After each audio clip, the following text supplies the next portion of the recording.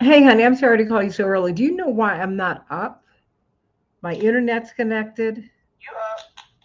Do you see me? Let me look. Because I don't see me at all.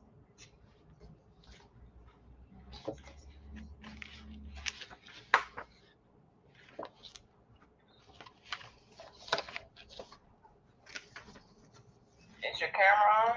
Yeah, my camera is on.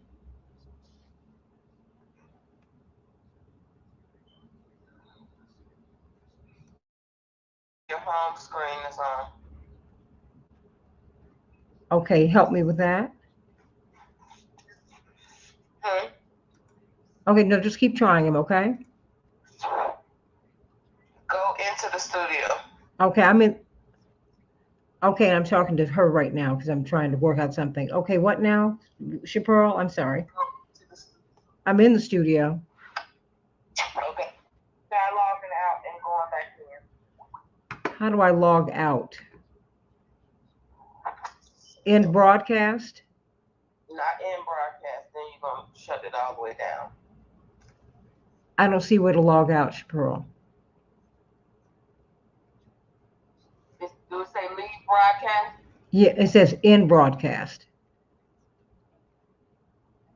See, I see Santita in the background.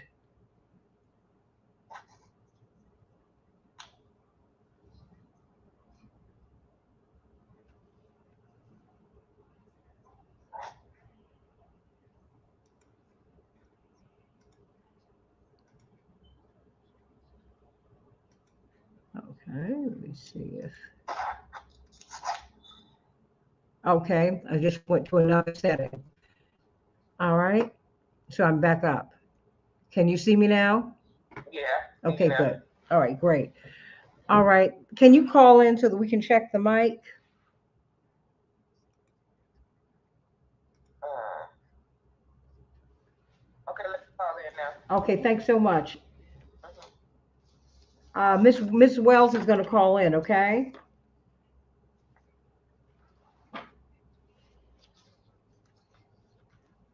Right, she's going to call in. Okay. Is there any way you could add another minute? Never mind. That's all right. Let her no. Let her just call in. Okay. Yeah. No. No. No. No, honey. It's okay. It's okay. It's okay, babe. I'm just trying. I'm trying to get organized right now. I'm sorry. So let me do that. Okay. All right, hon. She's gonna call you now.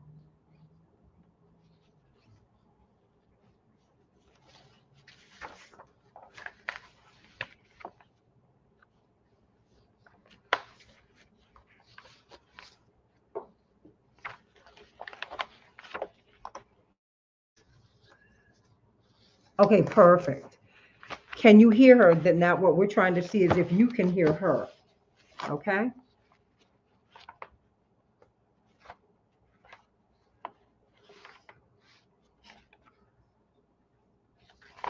Can you hear her? Chaparral, I need you to speak. Hey, Chaparral, can you hear her, Miss Andy? You're hearing the station? Okay. We need to make sure that we can hear you.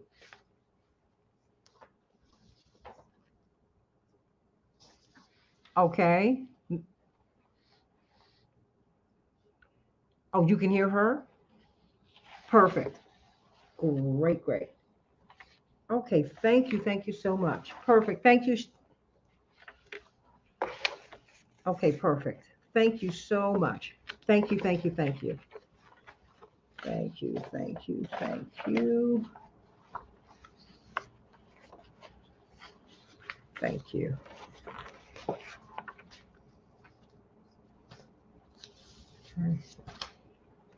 I'm good. Oh, thank you so much. Yeah, yeah, yeah. Appreciate it. Thank you. Thank you so much. Okay, just keep trying the pastor. Hey, everybody, how you doing? Keep trying him. Okay. Thank you so much.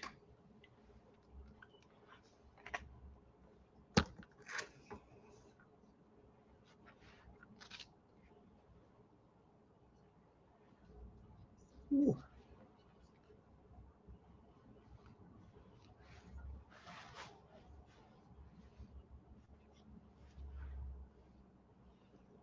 Hey, everybody, welcome, welcome, welcome to the first day of fall.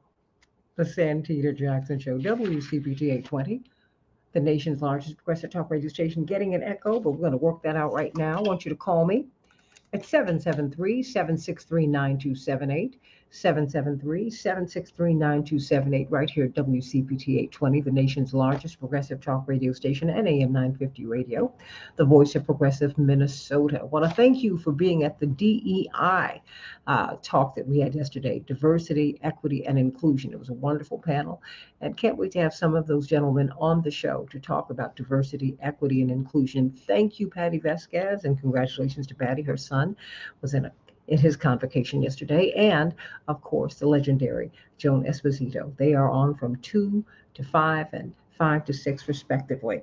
Hey, everybody, let's talk about President Trump today. We've got a lot to talk about. President Trump, what kind of legal peril is he facing? Have you heard about this young woman over in Iran who was killed by the morality police? Yeah, there's that too. And then, of course, yesterday was Black Women's Pay Equity Pay Day. Wow, it takes a Black woman 263 days to make what a white man makes in 263 more days. 263 more days to make what a white man makes in 365 days, uh, given if they have the same set of skills, et cetera, et cetera, et cetera. And our Latina sisters, it's much, much, much worse for them. They have to work almost even.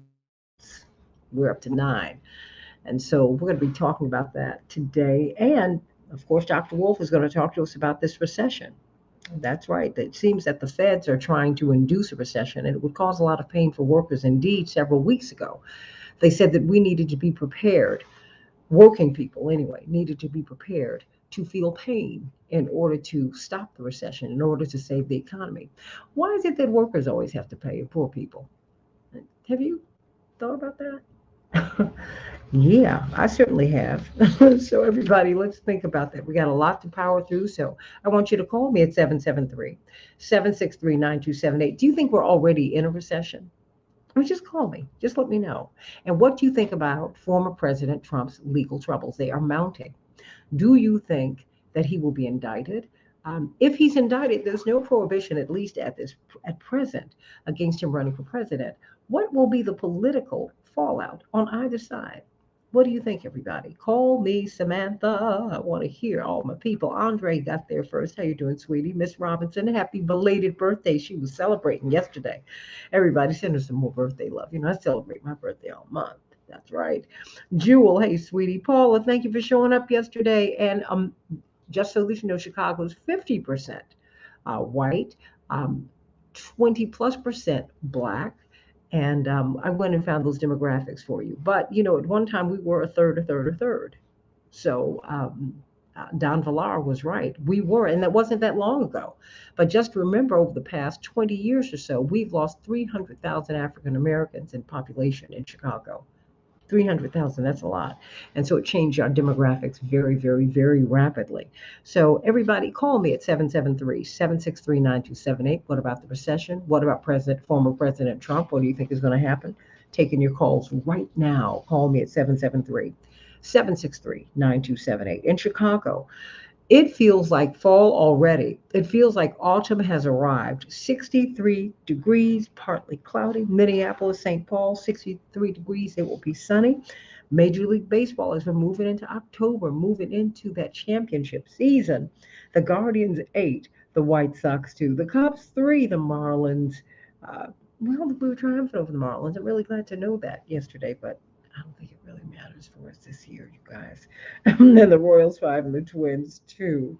The Steelers will be playing the Browns tonight. But you notice there's just a lot of football Monday, Thursday. I think they're just going to put these poor guys on a 7-day work week.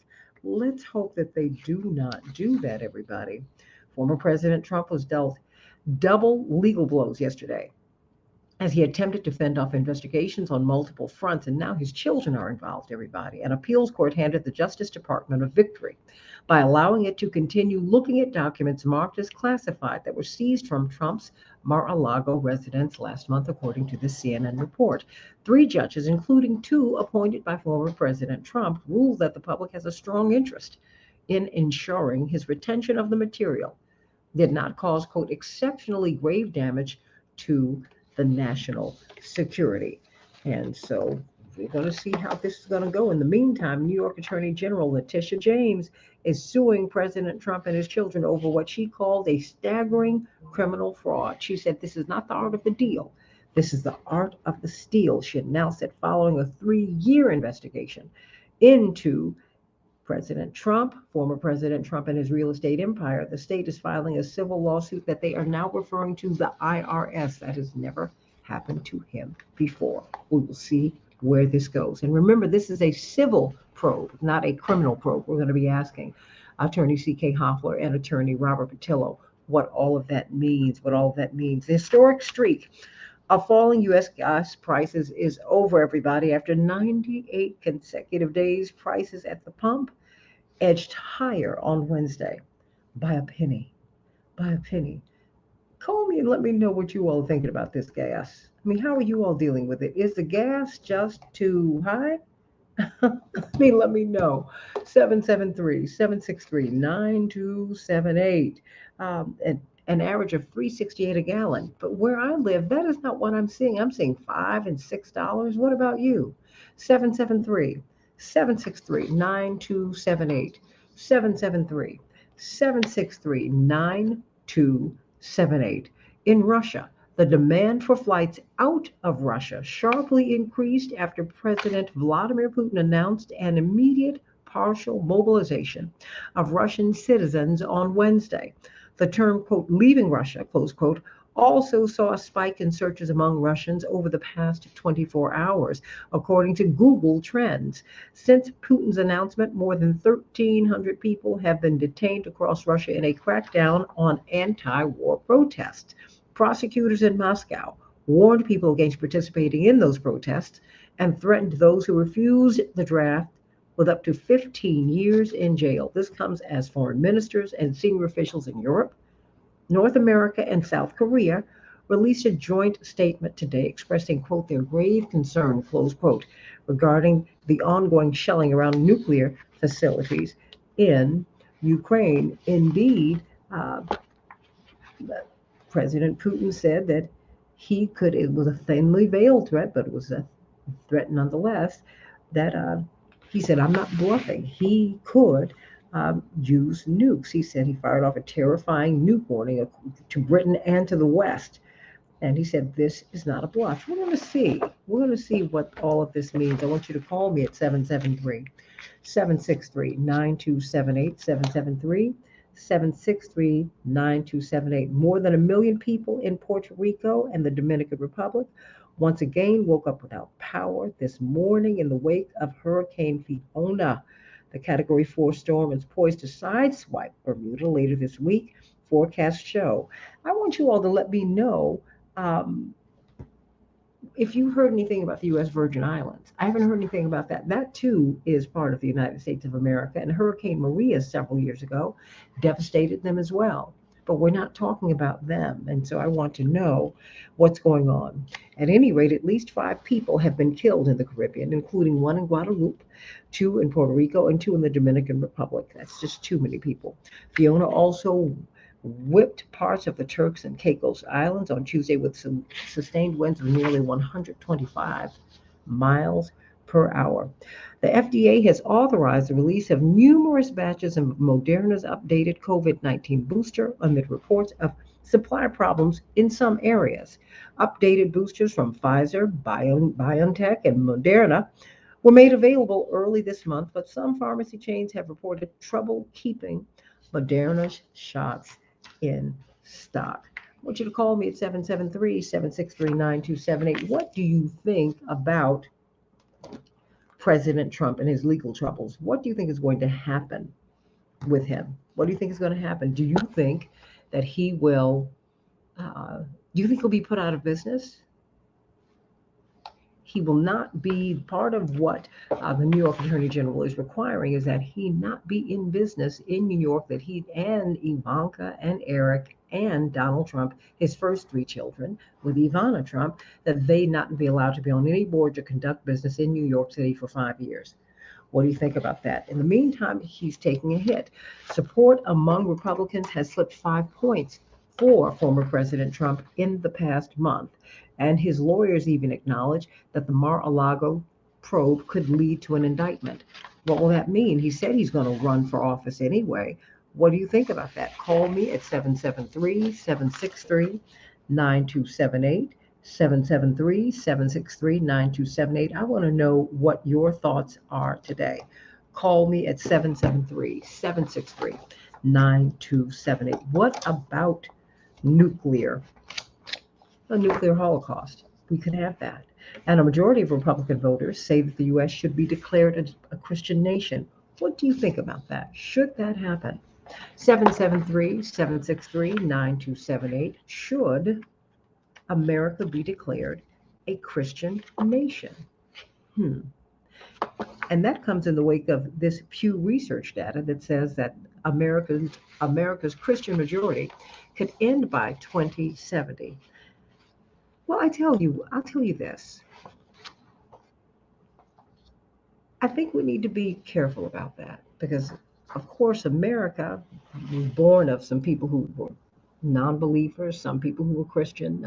It's just our founding fathers had a whole range of beliefs, and I think that we should listen to them because I think that it takes all kinds. My great great aunt Addie used to say, "It takes all kinds to make a world," and it does.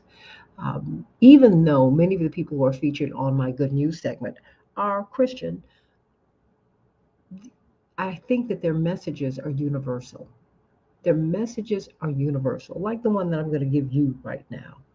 As we look at all of this talk about nuclear holocaust, people toss that around as if it is nothing.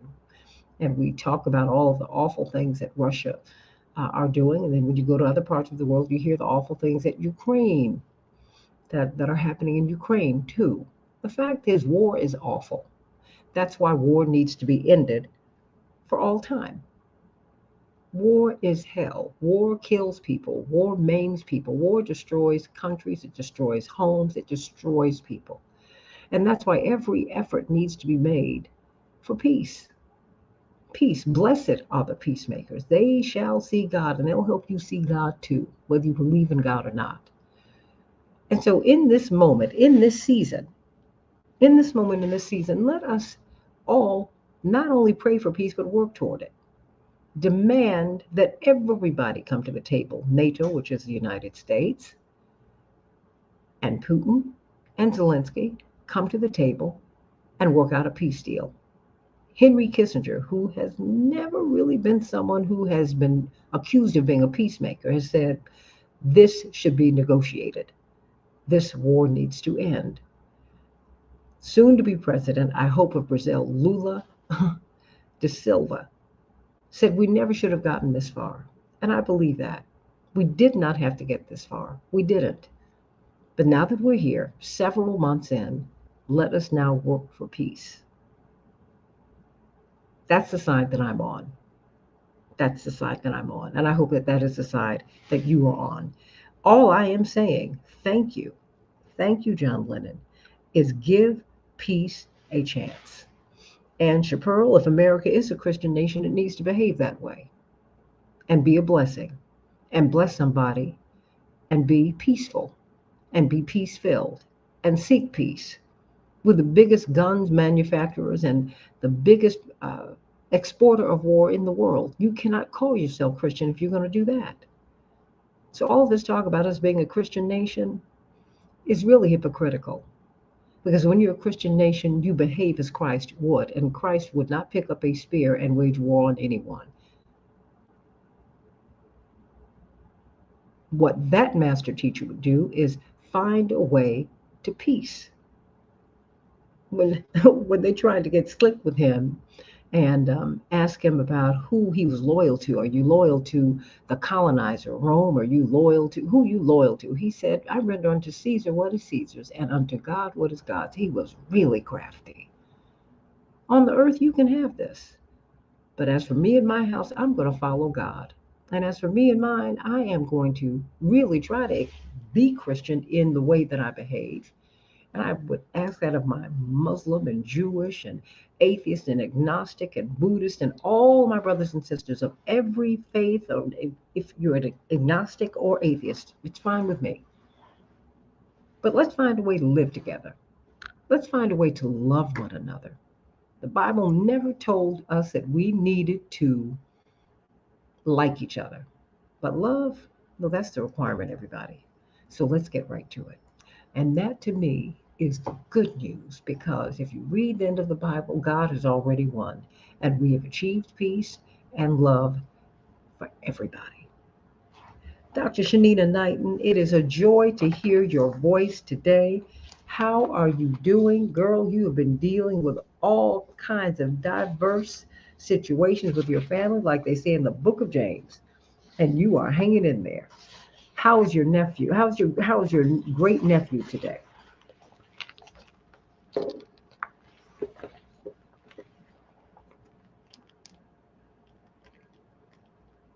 Okay, praise the Lord. And your mom?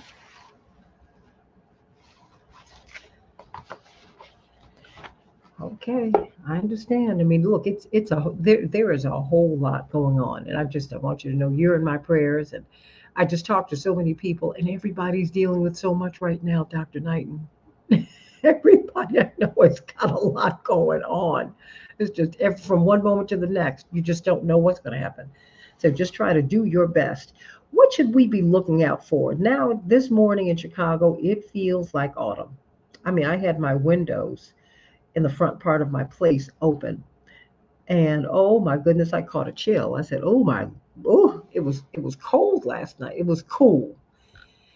What does that mean in terms of really trying to remain healthy?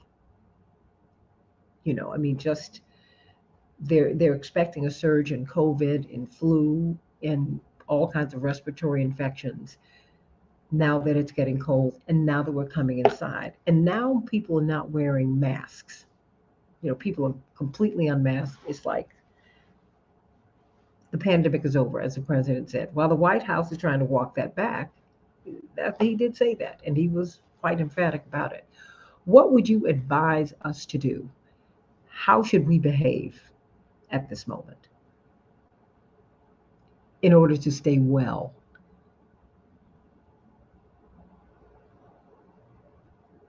Dr. Knighton?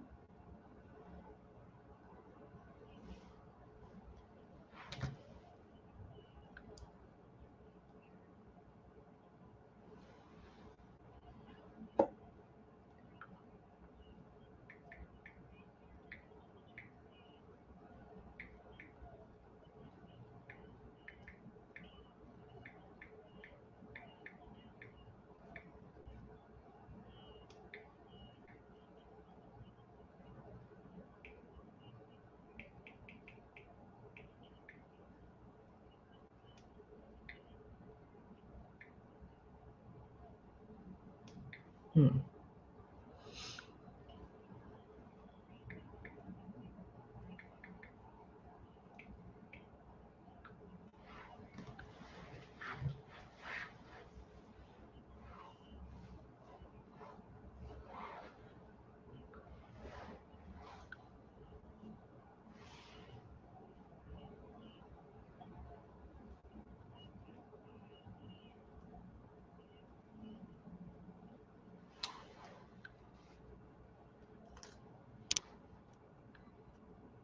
Hmm.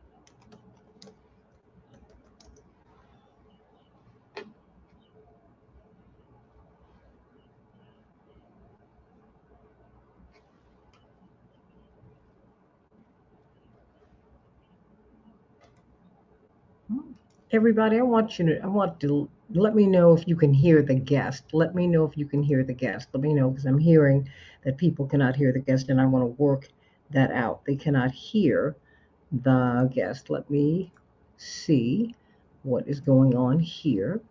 So, uh, keep speaking, Dr. Knight, and I want to make sure that you can be heard.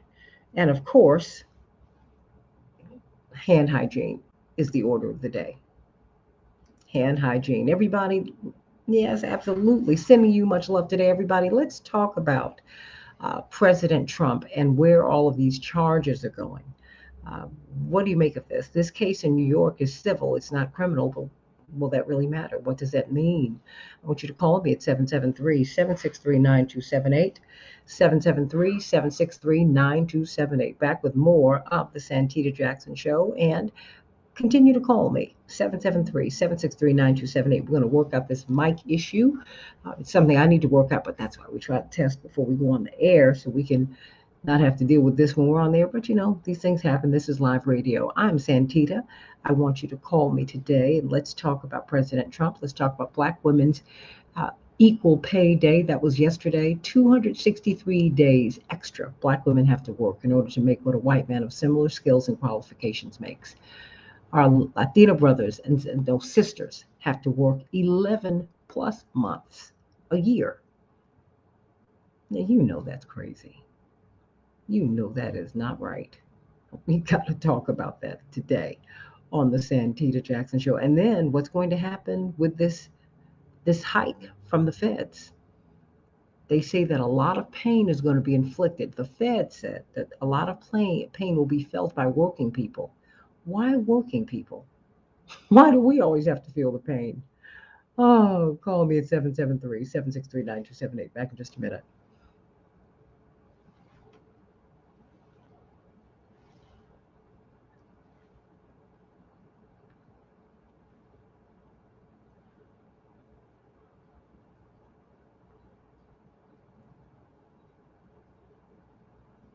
Okay, Madam Board Operator, what I need you to do is listen to Dr. Knighton. Can you stay with me for a hot second?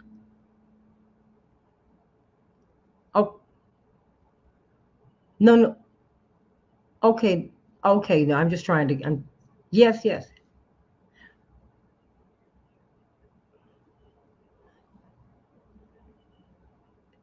Oh, okay. No worries, but not on the air. Not on the air on Facebook. That's what I'm always checking. Not on the air. Facebook. Uh huh. No, no. You can go on. You can go on, Shanina. You go. But if get your pearl up very quickly and let me test with her. Uh-huh. No, no, if you just get your pearl up, because they won't be able to hear the guests if I don't do that test. That's what I was doing that for. Just bring up your pearl and then I can stretch.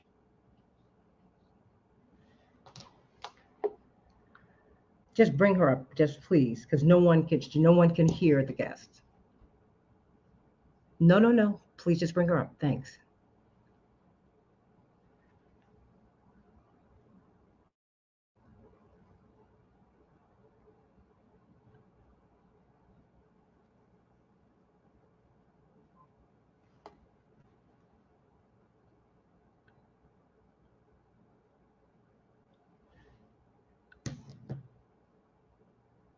We thought we had changed the settings, Pearl, but she heard the station. But we're always trying to check Facebook. The station is always great.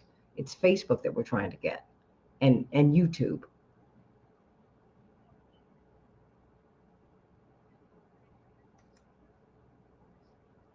Okay. Can you speak? And I'm going to let you go, Dr. Knight. Chaparral, can you speak, please? Mm-hmm. Keep talking, Chaparral. Keep on.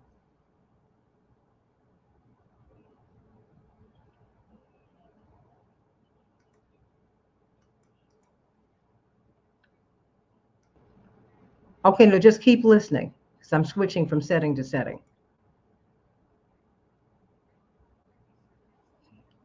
I get it. I just need you to we won't be able to hear any guests if I don't get this right.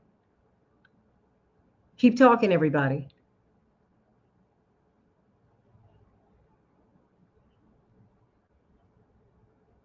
Can you hear anything yet?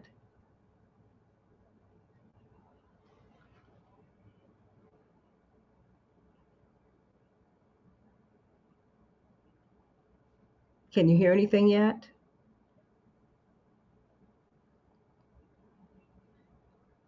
Okay, no, just keep on listening.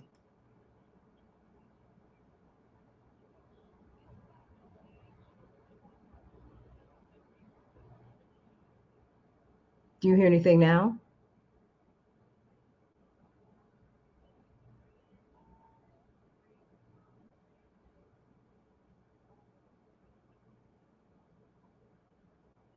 Do you hear anything yet?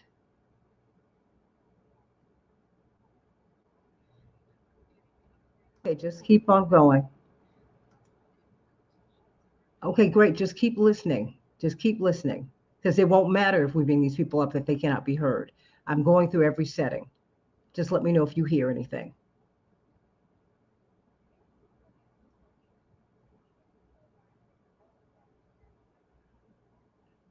Do you hear anything yet? Okay, just keep on. No, keep on. I'm going through every setting. Keep on listening. Keep talking. No, we have 1 minute. I get it. I understand that, Jewel. Just keep listening. Yeah, Cleveland Clinic, which is a good hospital here. So I think he's in good hands. Do you hear I anything think it's yet? just a matter of There's nothing. No, keep on. I'm going through every setting. Just keep listening.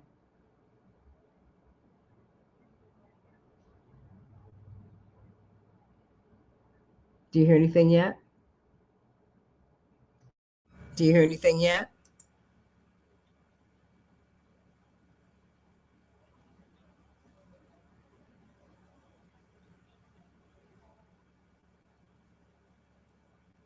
Do you hear anything yet?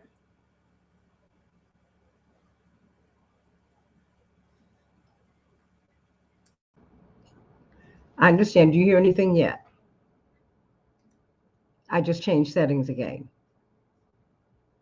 Well, I'm going to be doing the test on the air. I won't call your name, but I'll be doing the test on the air.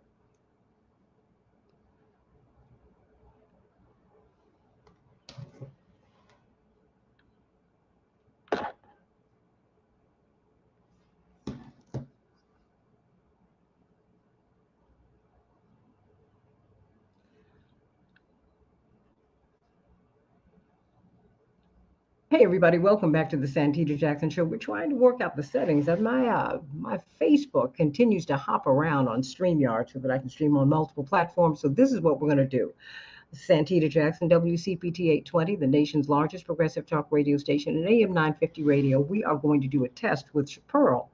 Of course, 708-526-4546, celebrations by us. We're going to go through every setting and we're going to see if you can be heard online. Okay, Miss Pearl? All right, let's go. And I just need to know, are you listening or how are we going to do this, Pearl?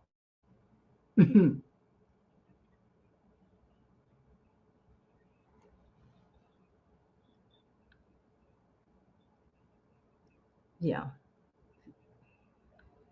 You know what? Just look at their comments as we go through what you're saying, because what I'm going to do as you talk is go through every setting as I've just tried to do. Okay? Because I can't do that because the settings actually obscures the screen, so I can't see what their comments are. Okay?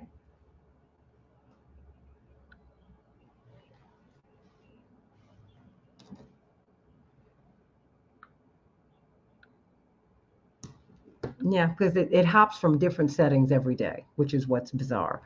But talk to us about celebrations by us.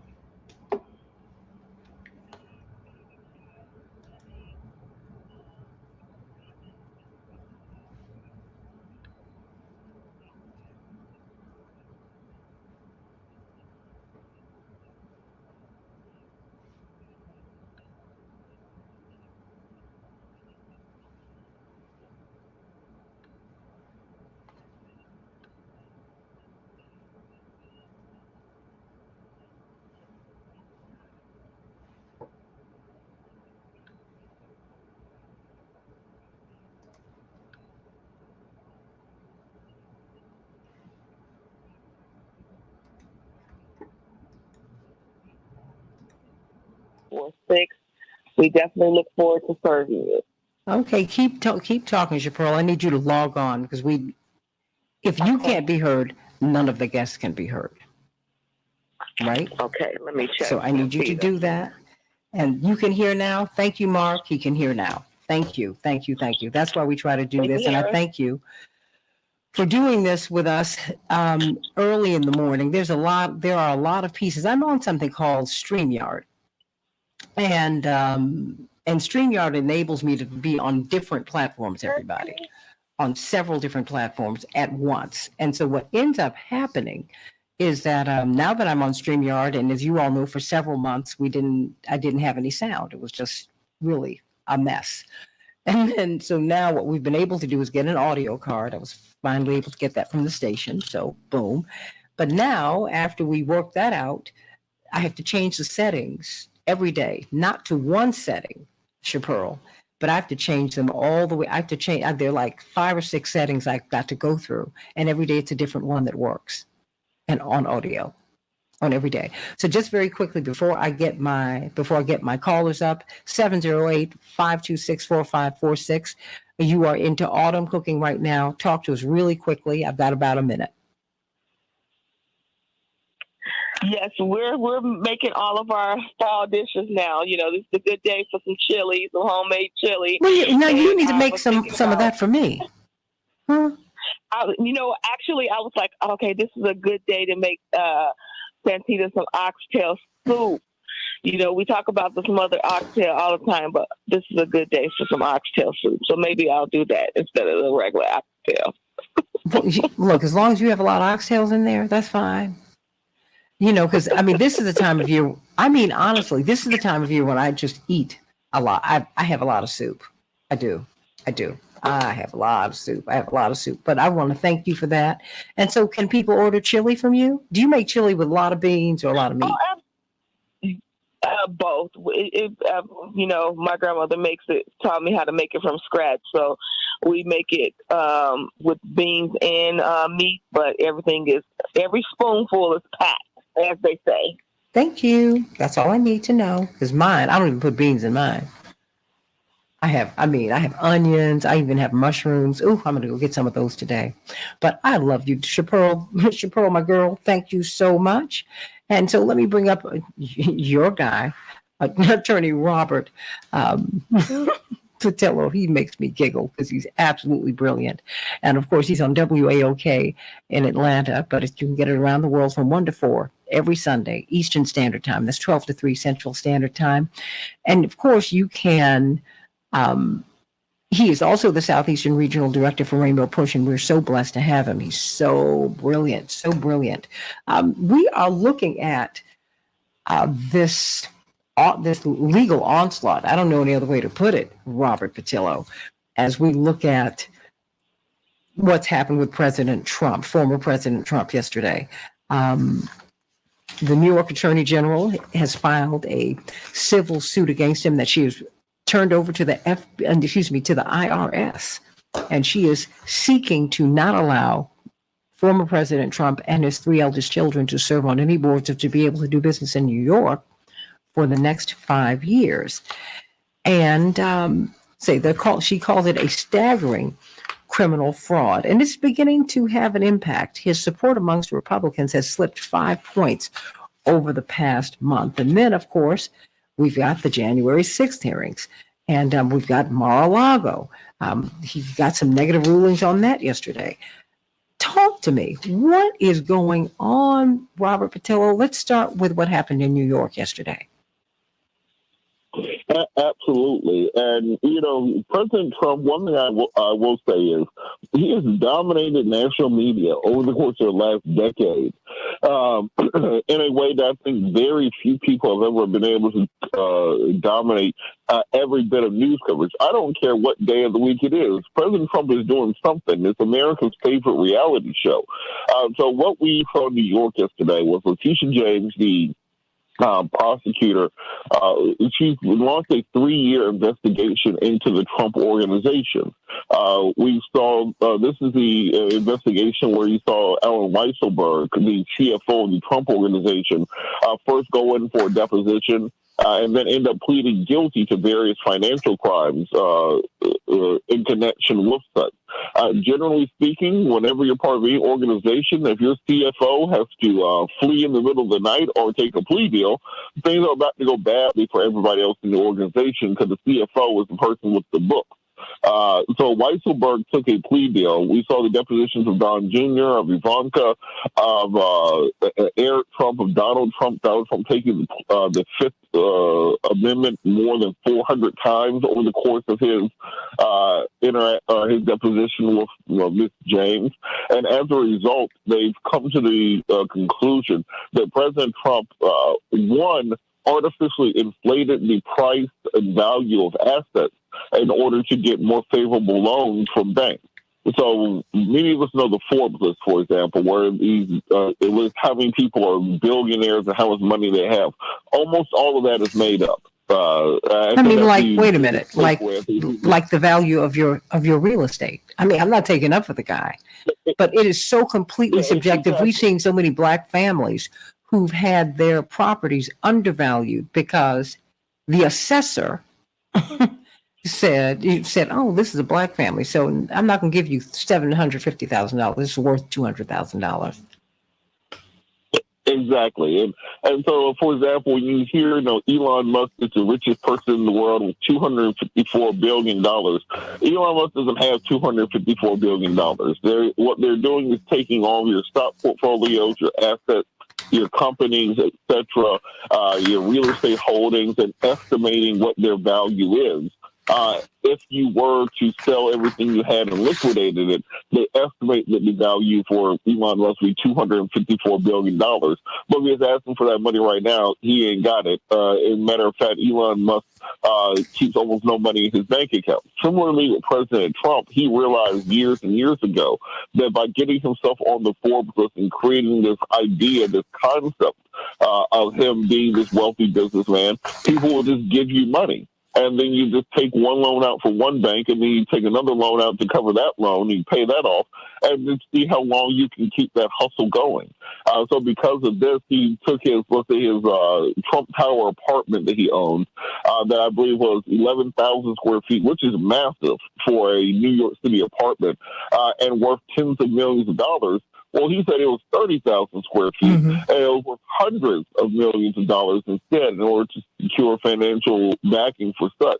And this was pervasive throughout the Trump organization, inflating values, inflating costs in order to defraud banks out of loans and out of money, which they never had either the ability to or the intention to pay off. So they were continuously playing this shell game, robbing Peter to pay Paul. Concurrent with that, when it was time to pay taxes, they devalued all of those same assets. So that same apartment that cost tens of millions of dollars, they said was worth hundreds of millions of dollars to the bank. When the IRS came asking for taxes on it, they basically claimed that it was worthless, and they defrauded the federal government out of hundreds of millions of revenue by cooking the books, basically, and claiming nearly all of their assets were all but worthless. This is why, for the last decade, the President Trump has been in public life. He has avoided disclosing his taxes, and apparently we found out that the American public does not care about whether or not a politician discloses their taxes. But he did not disclose his taxes to show that he has paid little to no federal income tax or state level income tax in years, perhaps in decades, as a way to continue to prop up his resources going forward. Because of this, Letitia James is requesting at least $250 million in damages, that the Trump family be not allowed to serve on any board for the next 5 years, the liquidation of all the Trump Organization companies. There's a whole list of penalties that she's asserting need to take place. And this is not even getting into the criminal aspects of this, because the IRS, generally speaking, likes to have their money. And for people who spend a decade avoiding paying the IRS, there are criminal penalties for that, including jail time.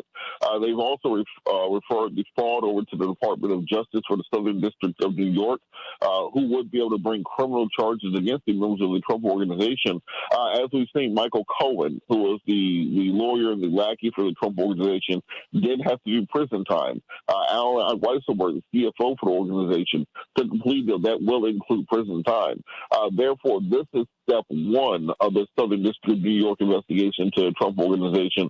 There will be more shoes to fall in it.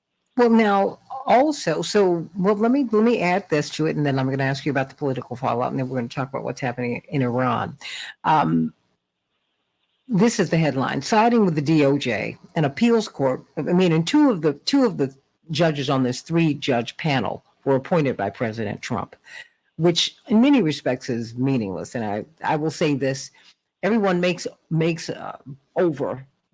lot of hay out of the fact that he's appointed a lot of these judges. You might go into an office with one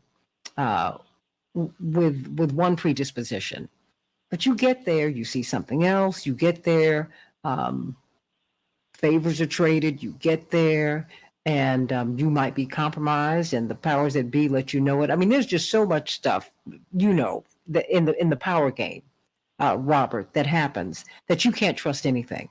I have to be honest. A lifetime appointment changes people, and a lifetime appointment, and then you find out who really is running things, and you find out where the power structure, what the power structure is, and things change. Things change. So, but now this 3-judge federal appeals court panel ruled yesterday that the Trump appointee, Judge Cannon, abused her discretion by barring the U.S. Department of Justice from proceeding with its criminal investigation into the documents removal from his home at Mar-a-Lago. What happened there?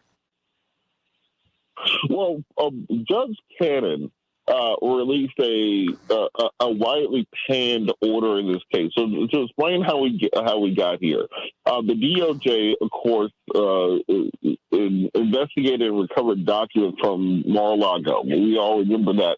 Trump calls it a raid. Trump calls it a break-in. It was a document recovery operation. They had been in negotiations for several months. President Trump's lawyers had signed off on documents saying that we had disclosed all of the confidential information that we have here. Apparently, the Department of Justice and the FBI had a confidential informant inside of Mar-a-Lago. We do not know who that person is yet. They informed them that there were still documents there. Therefore, while President Trump was off premises, the FBI came, recovered documents, took pictures, etc.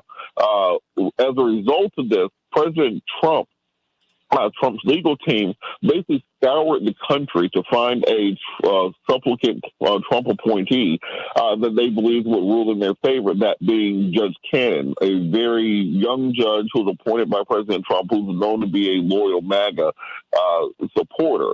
As a result, she issued an order basically scaling down, calling for the appointment of a special master to oversee the documentation, and then scaling down the ability of the Department of Justice to review the documents from Mar-a-Lago. There was almost no legal basis in her decision that she issued. You can pull it up online. It was literally uncited. So there's no precedent that she was citing. It was very much, she was just kind of pulling this out of the air, this legal rationale. There was no precedent. There was no stare decisis saying that this is how these cases were handled.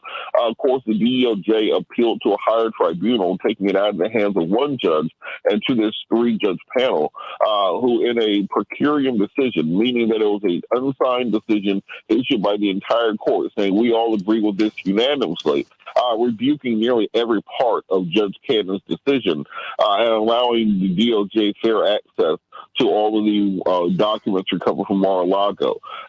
Because of this, one, we have talked about previously the Espionage Act, which may be in play here, the Presidential Records Act, which requires these documents to be turned over.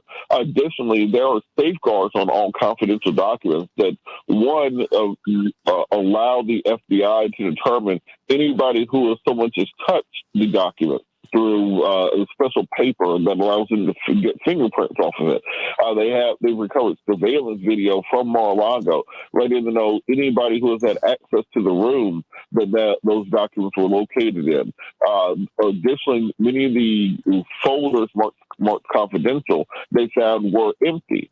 So they need to determine where those files went that were in those confidential folders. Now, President Trump did an interview last night with Sean Hannity, which seems to be the only mainstream media outlet that he talks to anymore, where he said that he had the power to declassify just by thinking about declassifying. So, according to him, as he just thought something was declassified and didn't tell anybody it was declassified, that counts as declassification with regards to the mishandling of declassified documents. Even if that was true, under the Espionage Act of 1918, it doesn't mention classification there anywhere at all. Indeed, that law was made before the classification system even existed. That law deals strictly with the mishandling of American national security documents. That's the law they used to prosecute Chelsea Manning. That's the law they used to prosecute Snowden, to prosecute Julian Assange, to prosecute Reality Winner. So even if President Trump is using the justification that he declassified, that still wouldn't cure him of violation of the Espionage Act, which is a broad and plenary prosecutorial tool that can be used to close down almost any political dissent. It was used against the Panthers. It was used against King. It was used going all the way back to World War I dissidents. So President Trump finds himself in a heap of legal trouble there because violation of the Presidential Records Act generally is a very light or civil violation. Violation of the Espionage Act calls you to hide out in the embassy in Ecuador for a decade. So it's a very different thing. I don't think they found a good defense yet to possession of those documents. Well, what do you think is going to happen politically? According to this poll, he has dropped 5 points in the past month. This political survey. Yeah, it's a very interesting thing that I don't, because I've been watching politics since the 80s. There's a picture of me in 1988 when I was 4 years old with Jesse Jackson for president button on. So it's kind of been ingrained in me from a young age. I've never seen a political party do everything they can to shoot themselves in the foot going into a midterm election that they should, by all means, be dominating. I think many of us remember, for example, the Tea Party revolution in 2010, going into 2012. President Obama wins in 2008 with a mandate. 60 votes in the Senate, majority in the House of Representatives, a liberal court, a mandate for the people. They lose 60 seats in the next election, giving Republicans control of the House that they held on to. We saw something similar with President Trump when he was elected in 2016.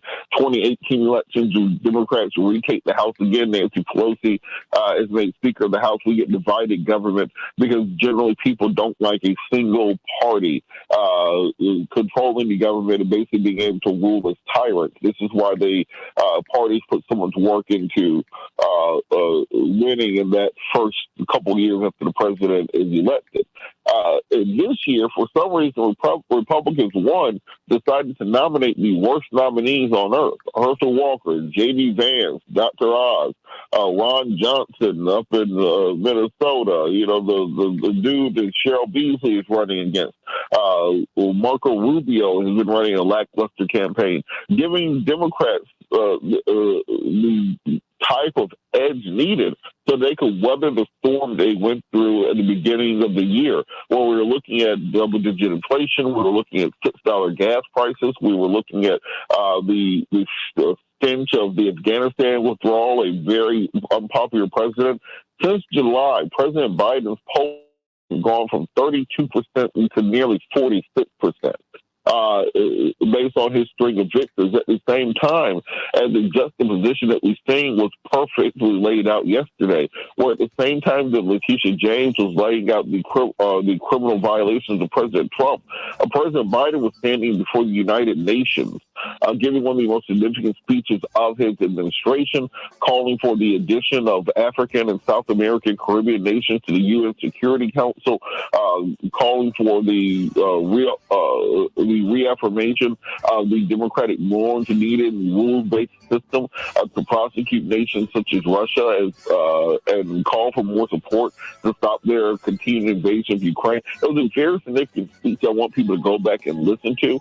But because of this, we are seeing Republicans run for the hills, because it looks like not only will they not have the red wave that they expected, they more than likely, as of right now, because of the unpopularity of Trump, because of these ridiculous candidates, because of Lindsey Graham calling for a nationwide abortion ban as if that's going to help the cause of Republicans, and the continuous gaffes and faux pas that continue to happen, Democrats might hold on to the House and actually expand their majority in the Senate, and they can just drag themselves across the finish line.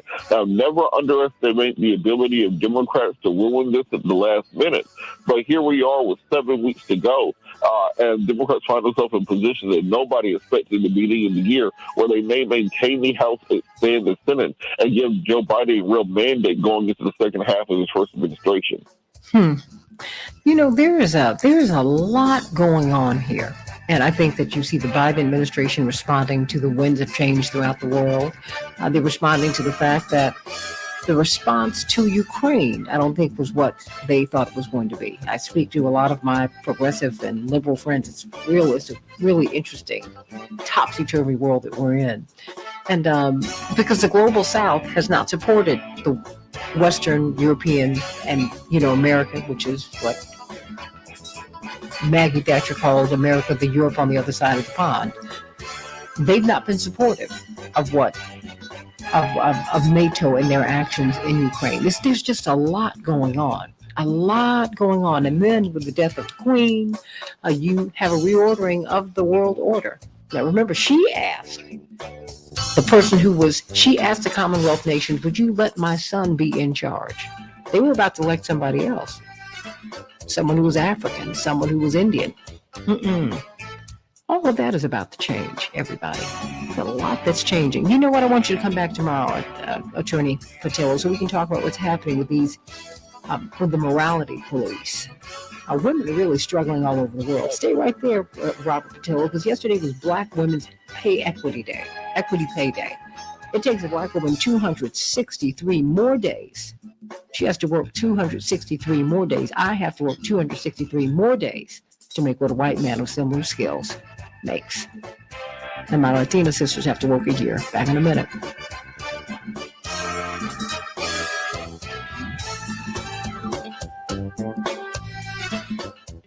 Ooh, Robert. So let's, we can talk about that first thing in the morning. Okay. Have you been on Iranian television talking about that? Oh, yeah, I've been on Iranian, I've been on Egyptian, I've been on, Russian TV last night. It is literally the biggest story in international news that absolutely no one in America pays attention to, because for some reason in America, we think that we live in a space station and that we're not associated with the rest of the world. This is one of those George Floyd moments that America doesn't pay attention to. But can we do that first thing in the morning? And we should be able to. If you let me know if you can do it at 6:30, 7, or 7:30 my time, which is 7:30, 8, or 8:30 your time. Okay, I'll let you know tonight. I think I might be doing the morning show in Atlanta. I have to check with a program director. Ooh, well so you'd be on like at 7. So it was 6 your time. Yeah, like 7 to 10. So I have to. Which is like 6 I'm not sure. I have to check in maybe an hour when she gets up. Let me know, because if we don't do it tomorrow, we can do it on Monday for sure. Okay. But I want you to lay out not just what happened to. Okay, Miss Jackson, we have Miss Brown up. Okay, and CK Hoffler's reached out to me. Can you reach out to her as well? Sure. Thanks so much. All right.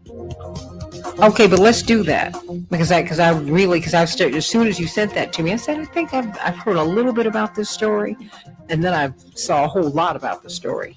Well, the story itself is compelling. You know, Mm-hmm. women are just struggling everywhere. It's basically Iranian Sandra Bland. It's unbelievable. Unbelievable. And she was only 22. This is Beautiful young girl. It's not that she didn't have her hijab on. It was just not covering enough of their hair for the Iranian morality police. They take her into custody. She ends up in a coma, and they claim she has randomly had a heart attack. So women are burning their hijabs in the streets of Tehran. We're seeing them being joined by Muslim women across the globe. It's one thing you don't need to do. Don't piss off the women. That's how regimes fall. I think that's what the Iranians are finding out. but this is what we have to understand. We have the power. The only reason you have a monarchy in 2022 is because the people have sanctioned it. The only reason we have the things that we have and do not have is because we sanction it. If we decided today that we were going to invest more in social programs than war, the Pentagon would be put in its place. But we have sanctioned this. Absolutely. Hello? Yeah. Oh, absolutely. Oh, Latasha, is that you? Yeah, it is. I'm sitting here listening to you all, but you're absolutely right. This is Latasha Brown. And that's Robert Patillo. Morning, Latasha. We Good sanctioned morning. this. How you doing? All right, we have 35 seconds. Did you get 45 seconds. I did not get Attorney She has Hoffler. been- I've she has called been- 3 times. I'm saying she's been texting me. So should she call in? I mean, at this If point, she should- whatever's easier. No. haven't been I will able to send get her a the hold of number so her. she can just call in. Okay? So just Okay, let that's me fine know. with me. Okay, no worries. Will do. Okay.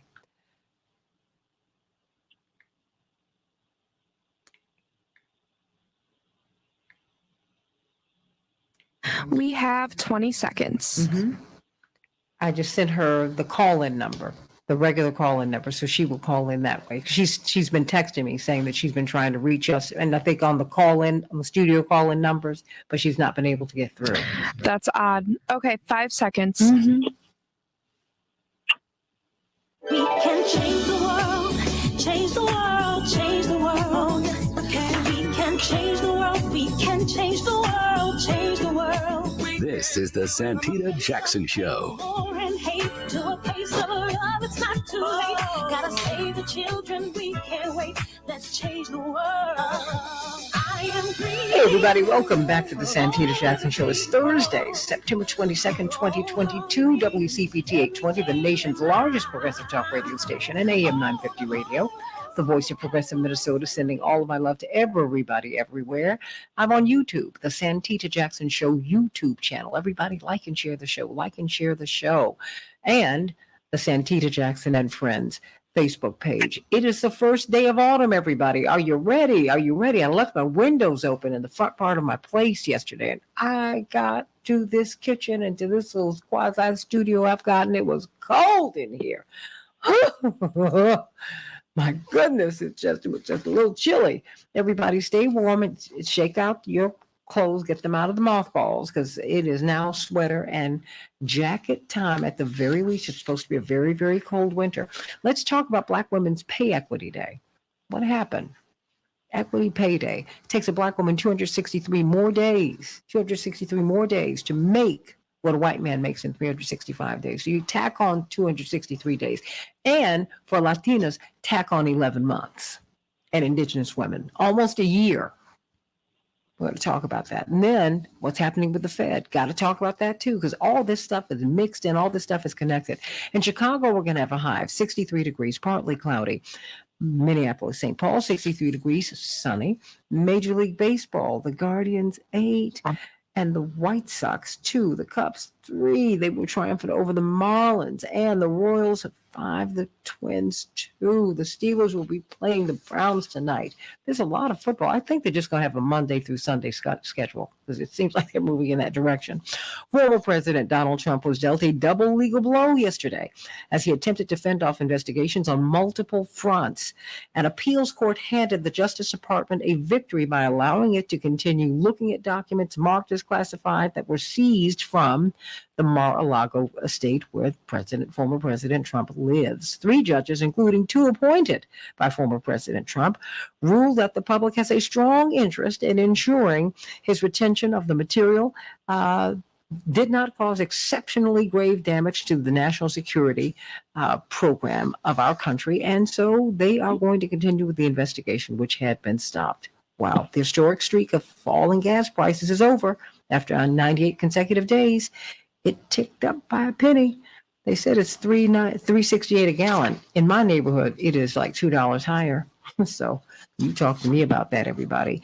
The demand for flights out of Russia sharply increased after President Putin announced an immediate partial mobilization of Russian citizens on Wednesday. The term leaving Russia also saw a spike in Google Trends, everybody.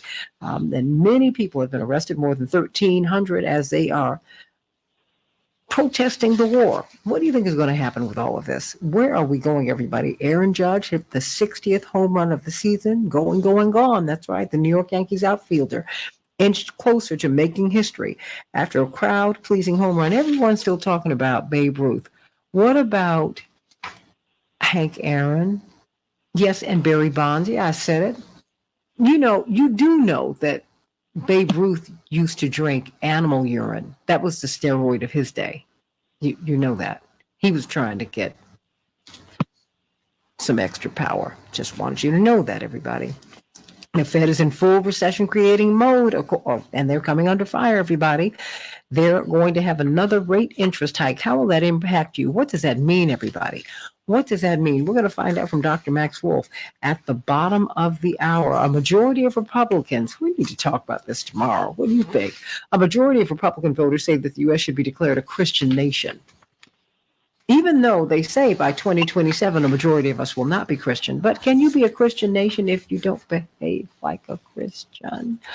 Ooh, let's talk about financial freedom, everybody. If you're purchasing a new home, if you want to refinance your existing home, if you want to secure a VA loan, if you want to find out about reverse mortgages, if you have massive credit card debt, if you are using, get this, your debit card, because you can't get a credit card, you know the debit card is what you should not use ever.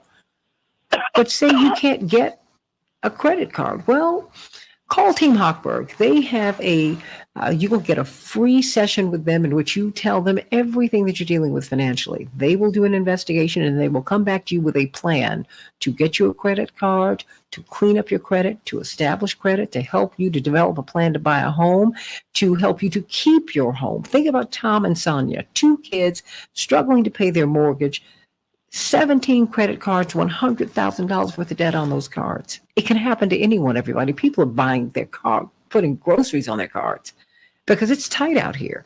Well, they reached out to Team Hochberg, and Team Hochberg came up with a plan that got them a loan so that they could keep their home, an FHA loan. And they structured a plan with the credit card companies for them to pay down their 17 credit cards. And guess what? They reduced their payments by over $2,800 a month. That could be you. It could be you. Don't be ashamed. Just go on and get it fixed. If there's something wrong, one of my dear girlfriends says, honey, if there's something wrong with me, I just go on and fix it. And I like that. Fix it. Fix it. Call them at 855-56-DAVID, 855-56-DAVID, or go to 56david.com, 56david.com, and fix it. Fix it. Fix your credit, fix your life, get some financial freedom. That is what you need. What about Black women, everybody? What about Black women? Call us at 773-763-9278, 773-763-9278. I hope I have Attorney C.K. Hoffler up, but I do have the founder of Black Voters Matter, and she is on the run today. But I love Miss Latasha Brown, and I try to get her whenever I can. She's always, right now, she's trying to register everybody in the world to vote and get people to the polls. So I want you to call me at 773-763-9278. Black women must work an extra 263 days to achieve a white man's pay. What is that about?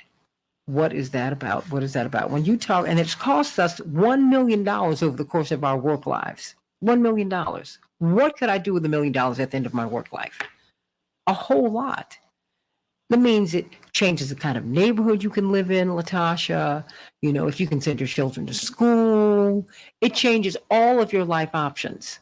Having to work an extra 10 months almost, like 9 months. That's right. I mean, what about that? And it has gotten worse since the pandemic. We have gone back, actually. We've gone back, and our indigenous sisters, they have to work basically a year, almost a year. I mean, what is this? You know, women sit, and Black women in particular, sit at the intersection of what I call the two greatest evils and sins of this nation. And that is, they sit at the intersection of sexism and racism. And in both of those, and sitting in that space, what we see is we actually see all the burden of inequality that is related to race and all the burden of inequality that relates to their gender. And so Black women in particular, there's a long history where our work, our bodies, our intellectual contributions have been exploited. Have been exploited and marginalized throughout this country's history. And so what we're seeing is we're seeing now, I'm glad that the study has come out to really just affirm what we already know. That, in many ways, Black women have been seen as workhorses in this nation.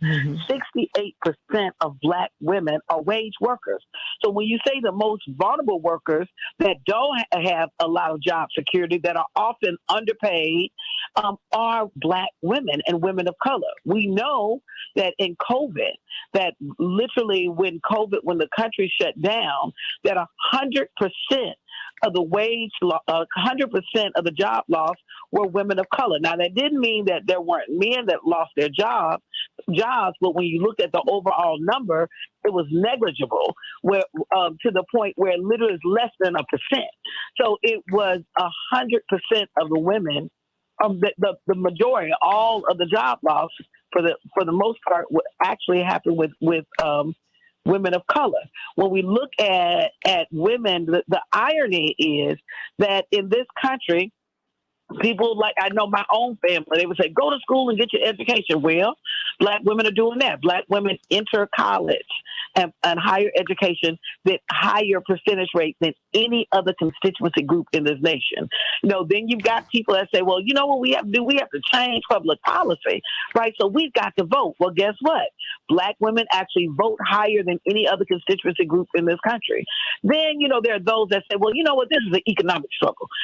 We need businesses. If we're able to get businesses, then we'll be able to change it. Well, guess what? Black women actually are the fastest growing and the largest constituency group in this nation and starting businesses. They're the largest group of entrepreneurs percentage-wise. So here it is. We're going to school like they told us. We are voting like folks have told us, and we are starting businesses like they told us. So, but how is it that at the end of the day, so that something ain't lining up? Somebody ain't telling the truth. Obviously, going to school, like working hard, starting business, creating and voting is not enough. So what we have to really recognize is that there has to be a complete cultural change in this nation. And if that is to happen, women are going to have to make that happen. Well, you know that what? is why when we... Latasha, it's not even, that's not enough. That ain't it. Clearly something else. You need to be something else here. Because we've done it all. Now wait. No, because you're supposed to do all those things. But it's very clear that, as my mother would say, no, it's not, no, it is enough.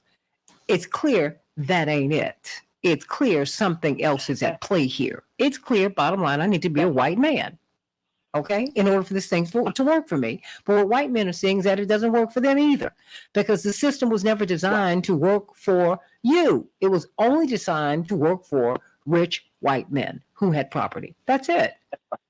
And we just have to keep it 100, because anytime indigenous women have to work almost another year, Latinas have to work 11 months. What is going on here? You cannot tell me that that's correct. No, not only is it not correct, it's unjust, and it's inhumane. At the bottom line is what is going to require just what you said.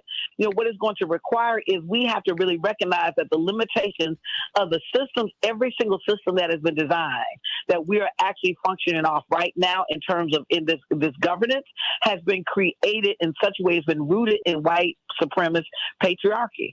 And we have to really recognize that if we're to have something different, that it is going to require different systems and different approaches. We're going to have to, and I often say this, we have to radically reimagine what this nation looks like everywhere I go. One of the questions that I ask before I start my talk is I ask people, close your eyes, and what would this nation look like? Just close your eyes.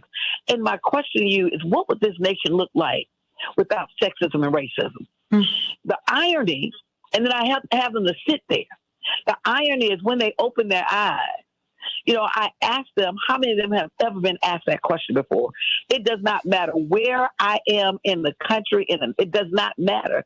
And the vast, vast majority, 98, 99% of the people in the room have never even been asked that question. And the reason why I think it's important is because there's nothing that has come into being in the physical world that wasn't first envisioned. We're not even allowing ourselves to actually see that we've got to create new systems of accountability for the leadership that is in place, new system ways that we can actually make sure that there's more equity and the redistribution of funds, but we have to make sure that there's an economic system that serves the people, that folks that are work should be able to pay their bills. It is going to require us to move outside of trying to fix something that can't be fixed and literally radically reimagine what systems need to be put in place that are actually going to serve the people. That America is not this amorphous thing outside of ourselves that we say, how do we become a part of that? But we shift the context and the paradigm to see what America is are the people. And we need to have systems that serve the people and not the reverse. And we have to make a decision that the system's going to serve us and we're not going to serve it. Look, I think the Queen of England, God bless her heart, but I am not a monarchist, honey. I am a lowercase Republican. I believe in a republic. I don't believe in monarchy. Y'all got it. Bless you, bless you, bless you. And you can move on with that. But that is even on us. We're the ones who make it's a government of for and by us, and they exist by our consent. And this unfairness exists by our consent. This is ridiculous. I was talking to one of my girlfriends, last week, and she found out that she was the lowest paid C-suite executive in the history of her corporation. Wow. We've got attorney C.K. Hoffler, your dear friend, here with us too. And she said, here I worked, I broke my back, I've got a husband, I've got children, I've made these sacrifices, I've done this, I've done that. And then I find out that I was underpaid. Wait a minute. Underpaid by millions every year. I said, what? And because she called me so full and so angry, she said, look, I'm not even calling you to tell your father anything. I'm just calling you because we're girls. She said, and you can't tell anyone because she's pretty high profile. And I said, and that is just a shame that you can't say anything. But I said, but you know what? We're all in this together, are we not? You got to work your extra 263 days too. I called her yesterday. I said, did you see this? I sent her a text. She said immediately. She said, what can we do? This is ridiculous, CK. An extra 263 days. Do you have an extra 263 days? Look, I really don't. I'm trying to, I have 5 jobs all in one. So every day I start with job number 1, 2, 3, 4, 5. And I'm not complaining about the 5 jobs. And I now am in a position that I do control my destiny because I do run my own business. But I have experience in the past. And I have to say, I'm going to carve out this exception. I worked for the greatest trial lawyer of all time. That was Willie Gary. With the exception of that experience where he was very, very, for him, it was all about merit. His trial lawyers, cases you close, compensation based on that. So with the exception of that experience that I had, which was wonderful, I have experience in different workplaces where, and I always outworked everybody. That's one of the, I guess it's a blessing, but it also becomes a curse. It's a blessing because that as a lawyer in the corporate world, that's how you get ahead. The curse is that you enable everybody else to have a great life, a good time, and to do all they want to do. You enable it because you're going to be there the first in the morning, the last to leave, working around the clock year in and year out, and you will never get the kind of compensation that is fair. So I've been in that place. I am that girl. I have had that trajectory. I know what it is. And I know the feeling. It is a terrible feeling because you feel that you're always fighting. And the only choice you have, if you're a Black woman in those spaces, is to work harder. That's how you feel, because you know in a minute, if you not slack up, if you just work like everybody else worked, you would just not have a job. It's just that simple. So I know what that is, and it does take people. And so what I do, one of my practice areas is I have and do litigate and represent people who live those disparities. In the C-suite, in the no suite, ain't got no suite, will never have a suite. I represent people like that because it happens every single day. I've had groups of cases where the women were paid, just dismal. Black women, white women, Latino women, all of the women were paid so much less. And then within the women's compensation, there were gradations based on their race. So it's out there. It's been out there. This is not a new phenomenon. The only question is, what are we going to do about it? Because we continue to litigate these issues in the courts. This is not new litigation. This is old litigation. This has been going on for a long time. And there's a change for a period of time, and then it goes right back to where things were. And, a lot of times, I hate to say this, during different administrations, I will say that during the past administration, the Trump administration, there was a lot of things people felt comfortable doing. Unequal pay, racism, discrimination, openly and notoriously. For some companies, they felt that they didn't have to always try to conceal and be politically correct. Finally, there was a leader that understood that it's okay to just not be politically correct. And that's the reality in the workplace during that time. But it didn't start with Donald Trump. It's been going on forever. It's just that as a president, there was a sentiment in the country that was okay. And corporate America lived and breathed that. And by the way, so did individuals. And so if we have confusion about that, again, we see the uprising, the events, the coup d'etat on this nearly successful coup. We were just a hair away from it being a great success on January 6th. So all of these things, Santita and your wonderful guests and for the audience, we have lived this for a very long time. We need to change the narrative. And the only way to change the narrative is recognizing that it is, that it's real, that it happened, and that, by the way, it will get worse. Just think of what has happened recently. Women now have less rights over what happens to their bodies than their grandmothers had. They're still making less money, depending upon their race and their cultural heritage. It just goes from bad to worse.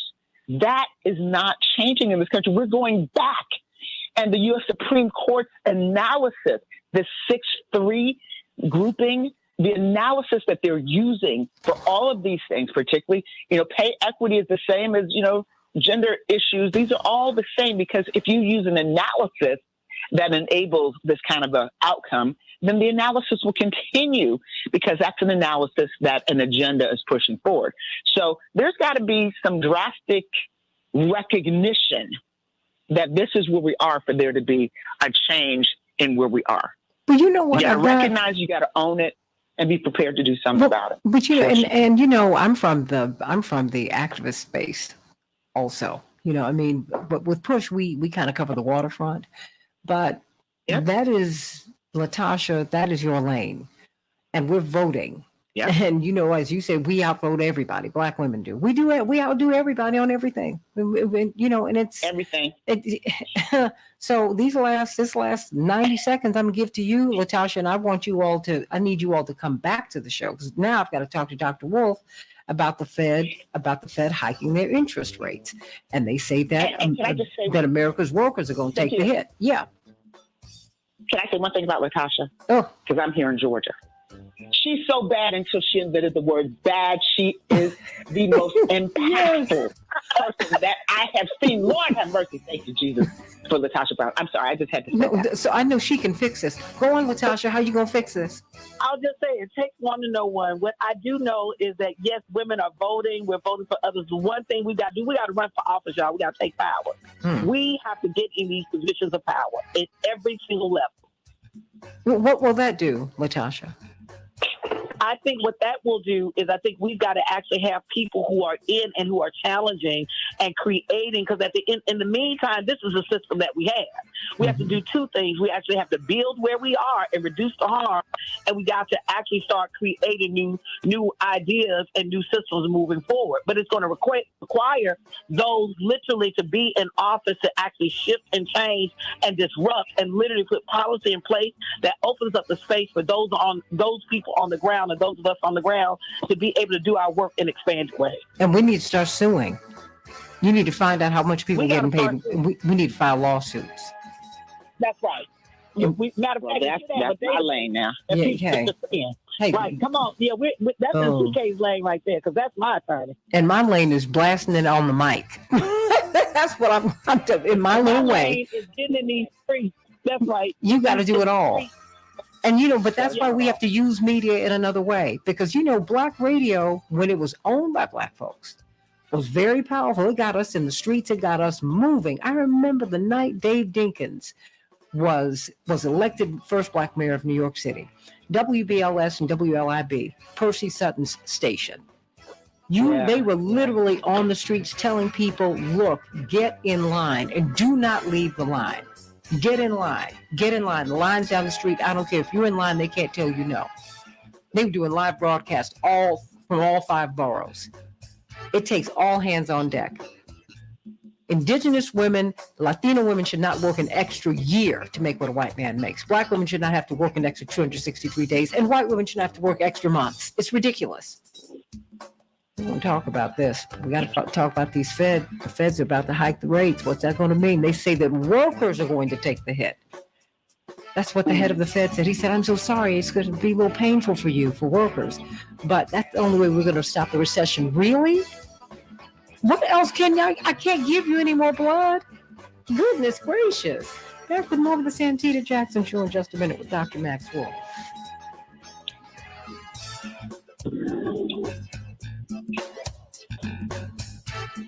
Latasha. Yes, ma'am. When are you coming back on my show? And when are you and CK going to be back on? Because we need to talk about the Georgia races. Latasha, when you come to my show, all of these things. Okay. Okay. Oh, CK, I didn't know you were still doing your show. Okay, I will, because I want to talk about Santita, do you know about the girls and women's work I'm doing? No. Okay, so I'm going to send you an email. We've been throwing down. I've been on a 5-state tour for Southern women and Black Southern women and girls. They engaged, and we've engaged almost 2,500 Black girls. It was absolutely amazing. What are you doing with them? What? So I've got a fund. So I created this network called the Southern Black Girls and Women's Consortium. I'll send it in the email to you. But what we've been doing, the whole idea is there was a report that came out that said the $5 billion, less than 6% of $5 billion in philanthropic money coming to the South went to women and girls, all women and girls, including white women. And then of that, less than 1% was going to Black women and girls. And I'm like, we sitting here carrying the South on our damn back. So I created, organized some other women. We created this consortium. And so the last 3 years, I've been working to raise money. God gave me this vision to raise $100 million over the next 10 years. And so we did our first grant cycle. So we've actually given, I'm really proud of it. Miss Jackson, we have Dr. Wolf on. $2.2 million. 71 organizations. So we give out money to organizations that are working with Black girls, and then we actually funded Black girls directly. Like we gave 500 Black girls for projects called to create joy, a joy challenge that would create joy for themselves and 10 other people after COVID. And then on top of that, we provide every third Thursday, we're doing Fade Circles where we got Black women that are telling folks how to set up their organization, how to do girl-centered work, like how to do all of those things. And then we got an advocacy. So I got a Black Girls Dream Fund. The whole notion is based on what is it going to take? What is a Black girl in the South dream, and what we need to do to change the South for those dreams to manifest. So when you going to come on and talk about that? When you going to come on? I'm going to send you some email. I'll send you stuff so you see some background. And we just Natasha. Failure as a person. Yep. Well, Natasha, include me in it when you do your advocacy. I volunteer. Shoot. Yeah, send me your email. Well, you know what? No. I'm going to send you all a text and connect you right now. Right. Okay. But also CK is on at 11 o'clock on WAOK on Tuesdays. Right. No, Natasha's been on my show. Okay. I've been on the show. Yeah.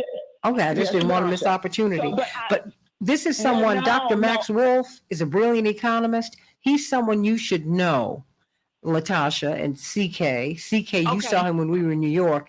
But Max, she's a Harvard fellow as well.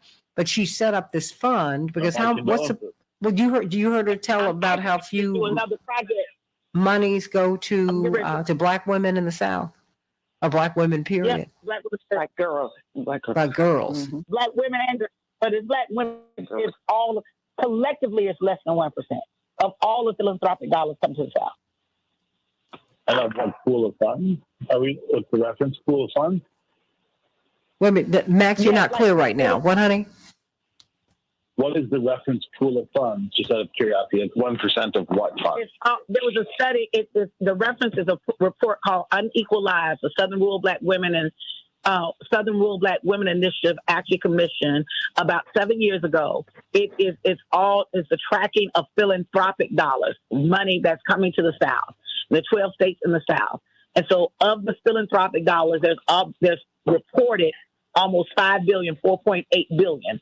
Of that 4.8 billion, less than 6% are going to organizations that serve women and girls collectively. Of Black women and girls, less than 1% are going to women and girls. But when you look at disproportionately who makes up the workforce, with the majority of folks in the South who makes up the workforce, I can go on and on and on and on. It is disproportionately out of sync around even how philanthropy is deeply, deeply underinvested stand by. in women and girls. I want to connect you all.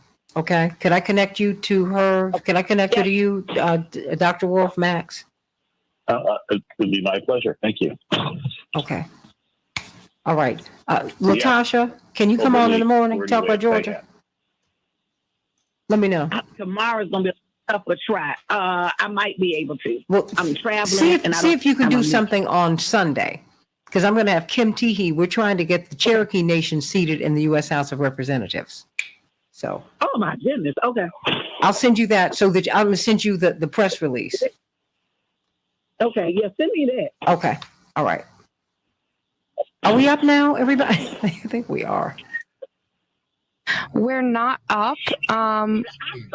We have another minute and 15. You all tried 20 times. I tried 20 times with it. I'm not sure why this break is so long. I'll have to talk to my manager about it. No worries.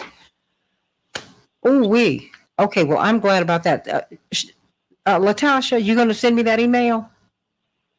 I'm going to send you that email. I will send you your email, and I'm putting a bunch of stuff in there. Yesterday, we started a partnership with Ben and Jerry's too. We're going on the road with them for seven weeks with for young people in Georgia. Well, let me tell you, Dr. Wolf is a brilliant economist. He's been working with us for years now, but he does a lot of great work.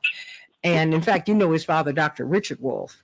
One of the world's leading economists, and he's right behind his dad in that fine tradition. But what he is also, 30 seconds. He is someone. Oh, come on! But he's someone you should know because he has a lot of resources, and more than that, he's got a wonderful, wonderful heart, and he would want to be helpful to you. Oh, I would love to know that because that's one of the reasons why I started the fund. 15 seconds. Heighten kind of the economic inequity, but not just in terms of even in service, all across the board. Well, stay right Even from here. Social services. Stay right here for a hot second, because he has a segment here. We're talking Stand about by, what's we're happening going with the live. Fed. Got it. Stand by. Hold on. Okay. Change the world, change the world. We can change the world, we can change the world, change the world. This is the Santita Jackson Show. War and hate to a place of love, it's not too late. Gotta save the children, we can't wait. Let's change the world. I am free. Hey, everybody. Welcome back to the Santita Jackson Show. What is going to happen with the Feds? They're going to hike their interest rates today by a huge amount, and it's supposed to impact working people in a negative way. So I want you to call me at 773-763-9278. What will that mean to you? You know what time it is. It is time for us to talk with Dr. Max Wolf.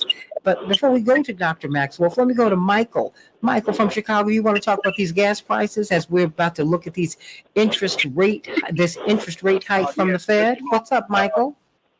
Yeah, I can give you a clue as to how gas stations set price. Okay, now, Michael, are you on speaker? Oh, yeah. You want me to take it out? Oh, please do. I need you right in that microphone, hon. Okay. All right, hold on just a minute. Okay. Yeah, I can give a quick clue to how it's done. One thing, my wife used to work for one of the stations on the south side, and what they do is they monitor other stations. So outside of market prices and things like that, they look at each other, and she would have to do that, and they would call her and say, okay, set this price, that price.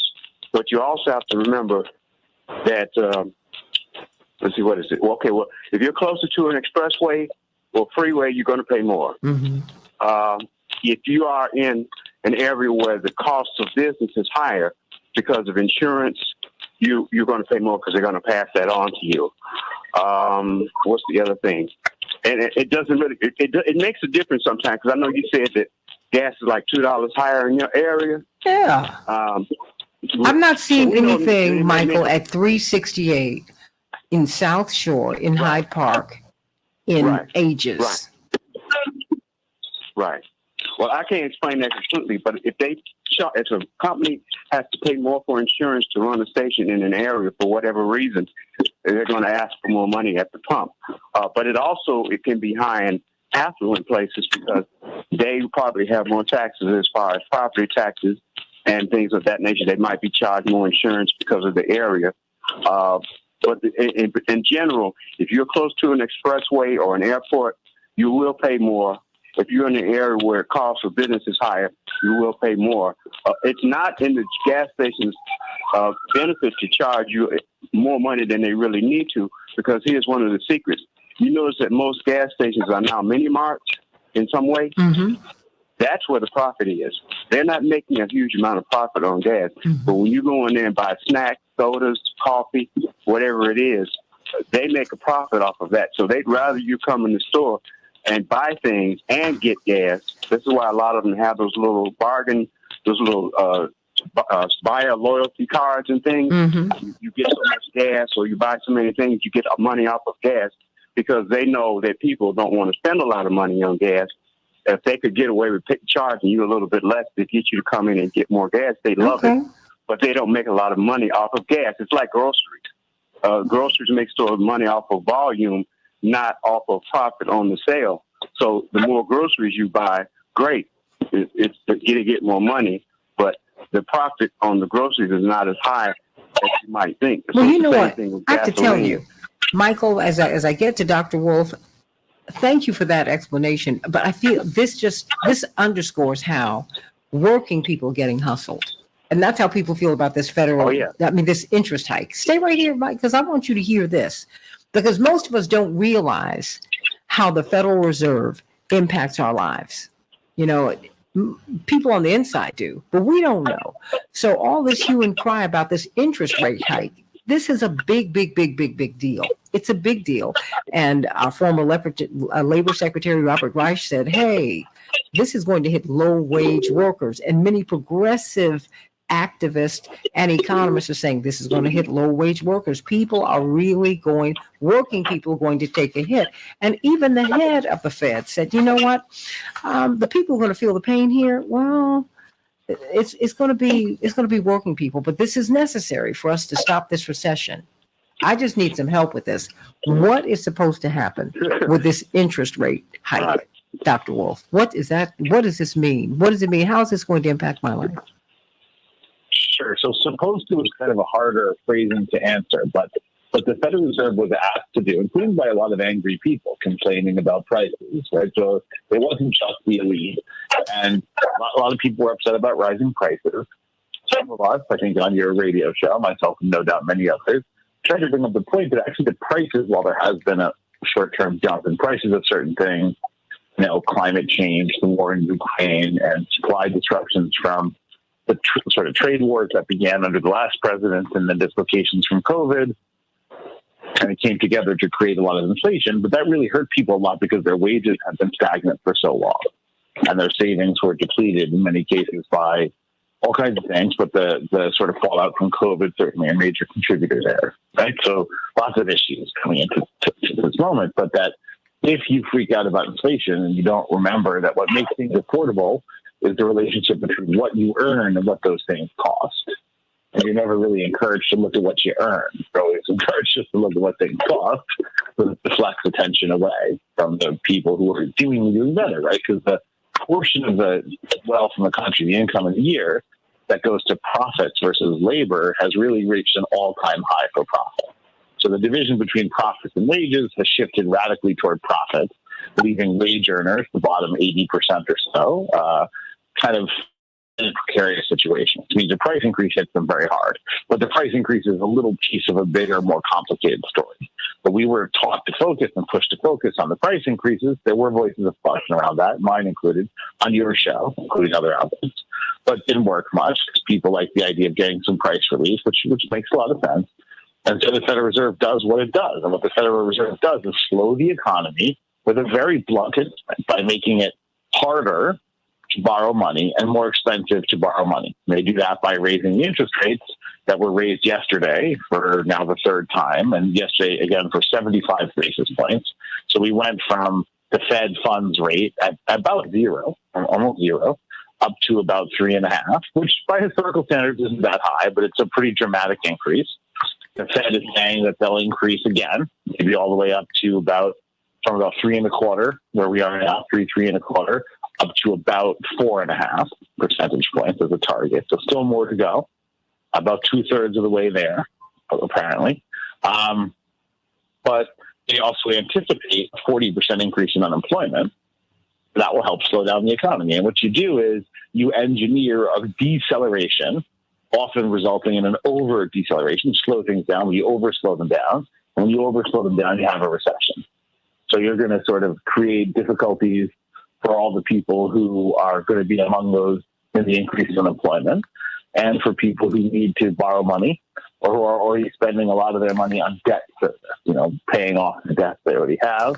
And the other thing you're likely to do, I think we're already seeing this is arriving now, is create a serious downdraft in the housing market. And that's probably a good thing in the sense that housing prices and rents have gotten very far out of control. But again, it's a blunt instrument. So, I've used this analogy before. It's a little bit like getting a wart removed with a machete.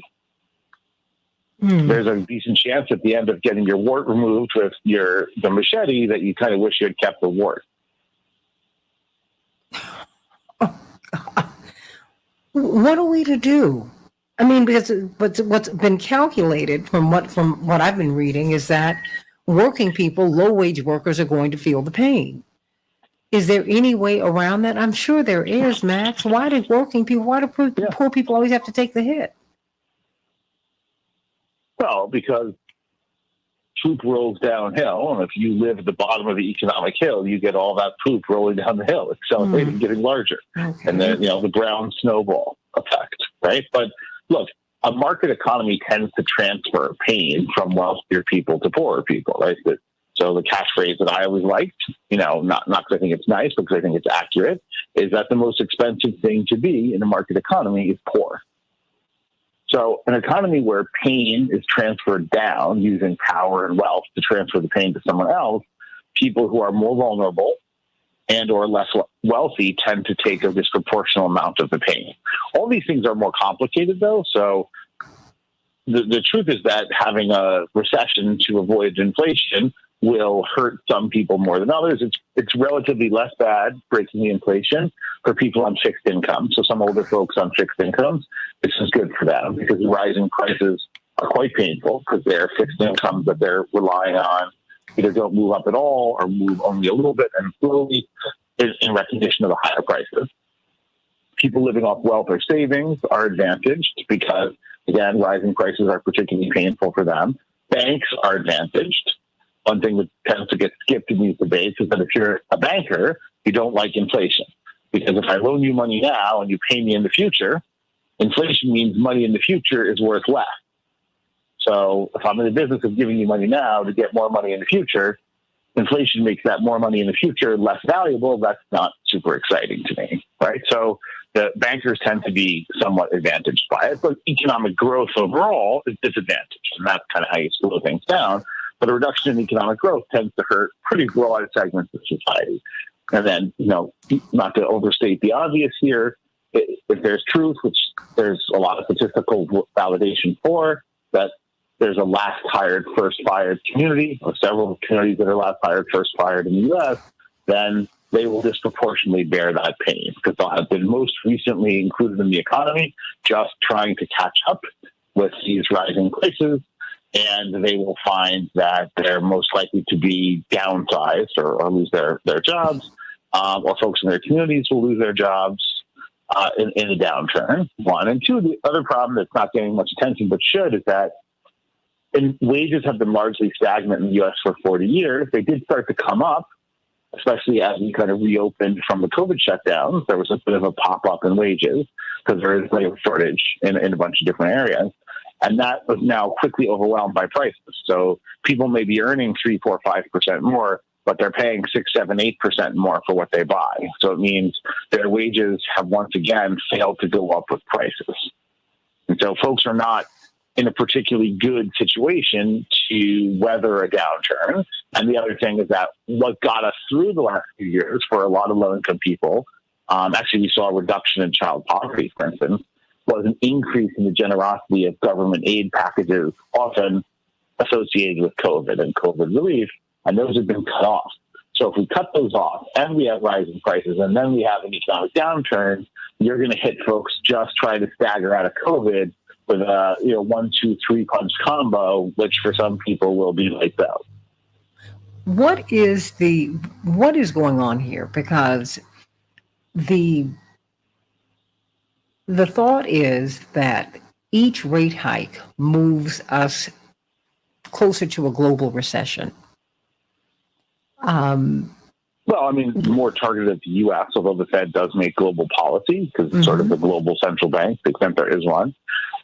Each rate hike makes it more expensive to borrow money, which means some projects aren't worth it, and or some bankers decide the projects are not going to make enough money to pay them back. And when a banker extends credit to anyone, any type of banker, the first precondition has to be that they believe they'll be paid back in full and on time. Right? Obviously, you can't see the future, but that there's a overwhelming probability that they'll be paid back on time in full, and that the party who's borrowing is in a position to repay them and will use the money in ways that will repay them. So when you raise interest rates, you take all those marginal projects that were touch and go and you make them no. Right? You take some of the maybes, and so the standards rise.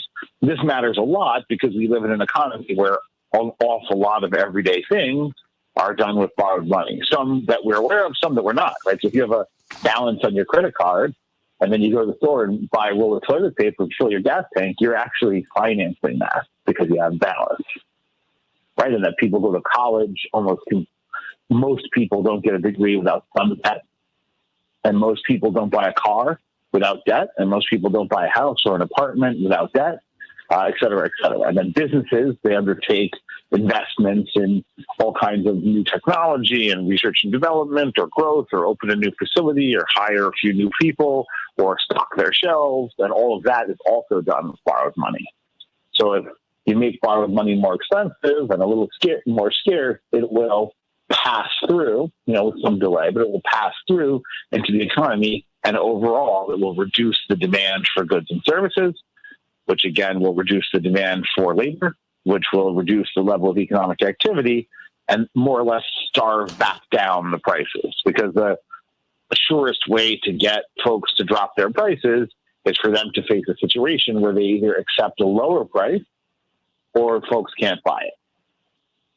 Let me go to some callers. Right, so you're using that market mechanism. Some people want to speak with you today, and I don't want to stand in their way. They need to hear from you. Let me go to Brian. Brian from Joliet. Brian, what's on your mind, sweetie? Good morning. Good morning. Well, I'm a Christian myself, but I think that those who are calling that this country should become a completely Christian nation usually come from the Christian right. And I believe, under the Constitution, any person can take any religion they want or no religion at all. I think religious bigotry is a very dangerous thing. And I think it would be very nice if we would see more Christian practice from the Christian right who are politically motivated, I believe, and they should be talking about ending all homelessness and poverty, for example. Brian, I am with you. Amen to that. No pun. Thank you. You don't have to be Christian to be Christ-like. Why don't you just put the principles into practice? I'm with Brian on that. Let me go to Chaparral. You're calling back. What's going on, Chaparral? Chaparral? Uh-oh. Okay. Well, let's try and get Chaparral back. Is she there? Well, what'd you say? You hope all is well. Me too. Chaparral, why don't you call back? Okay, can you hear me? Okay. No, yep. Okay. Gotcha. I thought it was a pretty ingenious on-the-air radio performance art about the economy. Yeah, Dr. Wolf, I'm talking about for the average American, and what I'm seeing in this rate hike is that it's we see that the wages have gone up, and we think that $15, $16, $17 an hour is now the new $7.50 for the average American, because when you couple it with the rise in inflation. And so the average American right now is seeing probably 100% increase in their food costs, because they're actually doubling some products, the normal cost of products. Just like I went to Sam's Club yesterday and I brought eggs. The eggs were $8.98 for 36 eggs. The milk is now almost $5 a gallon. And you have beef, it's $4.99 a pound, $8.99 a pound. If you get steak, it may be $12.99 a pound. So what we're seeing is that they're pricing us out. So we're now having to choose what we're eating. I remember back in the day when in the 80s, when my grandmother would always have a pot of beans on the stove, because that's what she could afford to feed her family of 13. She had to make the food stretch, as she would say. And so what I'm seeing is that with the Feds raising the interest rates, it's going to basically eliminate anybody from trying to refinance house or pull out any type of money out their homes to survive this financial crisis, or they can't purchase it. Because I was looking at a house, and for $500,000 house, it was like with the 5.5 interest rate or something like that, it was like $3,500 a month. Well, last year I could have actually gotten the same house, $500,000 at a 2.9 interest rate, and paid $2,000 a month. And so what we're seeing is that they're really hurting the little people, and I don't think it's fair. And I'm mad as hell. Okay, I got 2 minutes before we go. And, and you can stay with us for just a little while longer, just on the Santita Jackson Show YouTube channel. Because what we're really trying to do is get at, and Dr. Wolf is going to answer your question, Chaparral, or really respond to your comment. How does this impact us on just person to person? This is why you should understand the Fed, and you need to understand that this is the fact that the projections are that they're going to hurt working people. Like, no, they're going to take the hit. I am so tired of that. But please respond to Chaparral, Dr. Wolf. 2 minutes. Sure.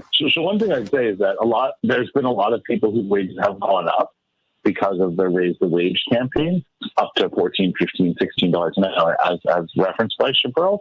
But it's also worthy to remember that more than 1 million Americans are still stuck at or below $7.25, right? And that about half of those are women of color. So while the Raise the Wage movement has been quite successful and should be lauded for that, a lot of folks did not get the raise. Right? I do agree that even if you did get the raise, the prices are up and life is tough anyway. The point isn't to say that if you got the raise, there's no economic issues. It's just that let's not forget 1 million folks, half of whom are women of color, left behind in this campaign, because the federal minimum wage is still actually stuck at $7.25 for right now, anyway, for a lot of folks. Or below for special occupations where you're allowed to pay below. In terms of how the Federal Reserve's rate hikes increase, those are in an effort to lower the increase in prices. So if you're upset about the increase in prices, there'll be some relief there. So the slowing economy will give you some relief on the lower prices. That will likely work. It has worked in the past. Engineering a recession to do that means pain of a different variety. It's always worth remembering, too, that there's no universal way that this affects people, whether they're rich or poor, or white or black, or rural or urban. People's actual life circumstance dictates how these things filter into their life, right? So each individual is an individual, and their position in the economy could be different from someone else, even if that person is demographically similar to them, right? So I know that I happen to have the advantage of knowing a little bit about Chaparral, which wouldn't be always the case, but I know that she's in the food business, and so she's very sensitive to food prices because they're the raw material in her industry, because she's in the sort of restaurant catering world, right? And so there, for her, she'll probably get a bunch of relief in that food prices won't rise and may come down a bit. On the flip side, she's going to have employees and herself under a lot of stress to make a living, and that when the economy slows, unfortunately, one thing people do tend to cut back on are events. If they have events, they tend to be smaller and or less lavish, and a certain number of events get cut. Dr. Right? Wolf, because hold they on. can't be afforded, or they're No, I want you to respond fully. Everybody, go to the Santita Jackson Show YouTube channel and Santita Jackson and Friends on Facebook. I'm going to continue this conversation so that you can get a full answer. In the meantime, I love you. Can't wait to be with you tomorrow on the Santita Jackson Show. God bless.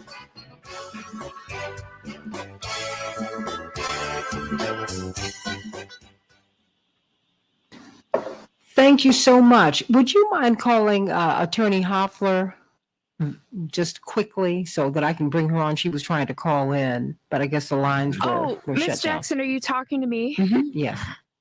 Yeah, one second.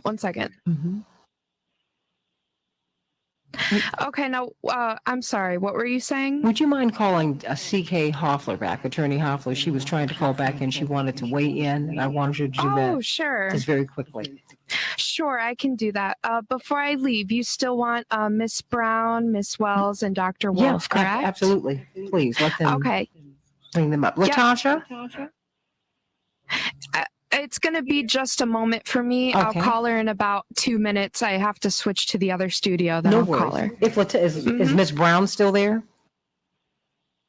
Yes, she is. I'm here. Latasha, you hear how his response to what he's been telling us about the economy, but it's just the pain, the economic pain. I don't think people really, this is not academic for people. People are having to figure out whether they can drive to work, get their kids to school. What am I going to eat today? Am I going to eat today? I mean, people are living on the edge, the margins, Chaparral. Latasha. And Chaparral has a business. And chicken has gone through the roof. I mean, all jokes aside. It's just, which one? It's true. I had a family member, it was like a friend of my family, we call them family, but tell me that they quit their job because they could not afford to work. I think about that. What she said is by the time the money that it took her to drive to work, because she lives in a small town, the money that it took for gas to drive to work, the money that it took to have someone to stay with her, she's a caregiver. She's a caregiver to get someone to stay with her loved one and her children, child care, that she literally could not afford to work. That what she realized is she was subsidizing working for the most part. That she was getting a check, but it was almost like she was trying to catch, having to come up and borrow money to get gas to go to work. So you're like, well, what am I doing? And I think that what we're seeing right now in this period of the Great Resignation, I think that that's what's happening. I think there is a generation that is saying, listen, this is unsustainable and we can't do this and we're not going to do this. And I think ultimately it is going to have to, and I'm hoping that is going to create a larger economic shift, because the bottom line is what has happened is this nation has gotten away with it for so long. The problem is, I'm not an economist, right? But I do know what has happened is now even basic wages has not kept up with literally people being able to take care of their life, to live. And on top of that, what you have is you've got this right-wing conservative narrative out there that is literally like just cut the hole out of the safety net. I'm going to call Hoffler now. And now you have an economy that actually has a growing inequity. And then on top of that, you have a safety net that no longer exists. That essentially, I had a family member on yesterday to tell me that this $350, and I'm going to look into it, the $350 that Brian Kemp, the governor of Georgia, said, because there's this huge surplus in Georgia. Part of that surplus is because they've cut out many of the social programs, or have literally reduced them tremendously, like social welfare programs that people actually need. They've cut that out. They've created, now he has this saying, I have this surplus. But of course, people know that less than 60 days there's an election. So now he's decided, in the same kind of realm of Trump, that he's decided that, yes, we're going to give $350 to people who are making, I think it's less than $150 a week. We're going to give $350 to people that are making less than $150 a week. This is a caveat. They can't, and it's supposed to be a cash relief. They can't get it in cash. It has to go to, they send it as a virtual card. Guess what? I had a family member, my niece just on yesterday, if you're trying to pay your light bill, your gas bill, and your bills, they won't take a virtual card because it's a prepaid card. So they won't even accept a prepaid card. She tried to load it up. You have to load it up on Apple. They said, well, you have to load it up on an Apple card or the Google card. I forget what you call it. It doesn't work. So there's literally $350 that is sitting there, right? That even if she needs it, she can't get it. And this is a family member who is actually highly sophisticated around technology. Right? Matter of fact, when I need help, she helps me. So here it is. So it's a sham. Like at the end of the day, it's to say I gave money out, but there was absolutely no thought. And how do you get money to poor people who actually would need this money at this time in a way that they're able to access it? Because that was not the point. The point was to actually be able to have a headline and say, this is what I did with poor people in the state of Georgia, at the expense of cutting out all of the services and the resources that they need. I know someone that in the state of Georgia has been on the Section 8 waiting list for 20 years. I know another person I talked to yesterday that has literally been waiting on housing and has been on a Section 8 waiting list for 8 years. What has happened is literally all of the social net that could actually even provide some relief during this gap has been gutted out. It has been gutted out by those who literally have gotten wealthier and wealthier and wealthier. And let me not remind people what is going on in Mississippi. So here we have Mississippi, where you see in Jackson, Mississippi, where the water, where folks woke up one day and didn't have access to clean water. And so at the end of the day, what has happened, because the systems are antiquated. Well, this is a state that if you also look in the headlines, this is a state that the former Republican governor actually redirected welfare funds that were actually supposed to go to social welfare programs like Section 8 and food stamps and those programs that people desperately need and particularly would need in a period like this, and directed millions of that actually went to an NFL player, Brett Favre, right, to literally under the guise of building a soccer stadium. Guess what? That never was built. Would you So explain what happened with Brett is- Favre? Explain what happened there. Brett Favre, actually, matter of fact, there's a text. What has come out is a series of texts that have come out that show that intentionally the former governor of Mississippi literally gave a contract to NFL millionaire Brett Favre, that those resources were resources that the state had received to support the social welfare program, those federal dollars. They literally took that money and away from those programs. Instead of going those programs, what he basically did is issued it out to Republican friends. Brett Favre I cannot remember the exact amount, but got millions of dollars under the guise of his social welfare program that he was going to create a soccer field. If you're from the South, you know that's not even a big sport in the South. Now football, and he ain't even a soccer player. He's a football player. So we're going to create. Didn't his daughter play on the team? Something like that. Yes, and his daughter played on the team. His daughter actually was a player for this soccer team. But they were going to create this soccer complex. The complex has never been built.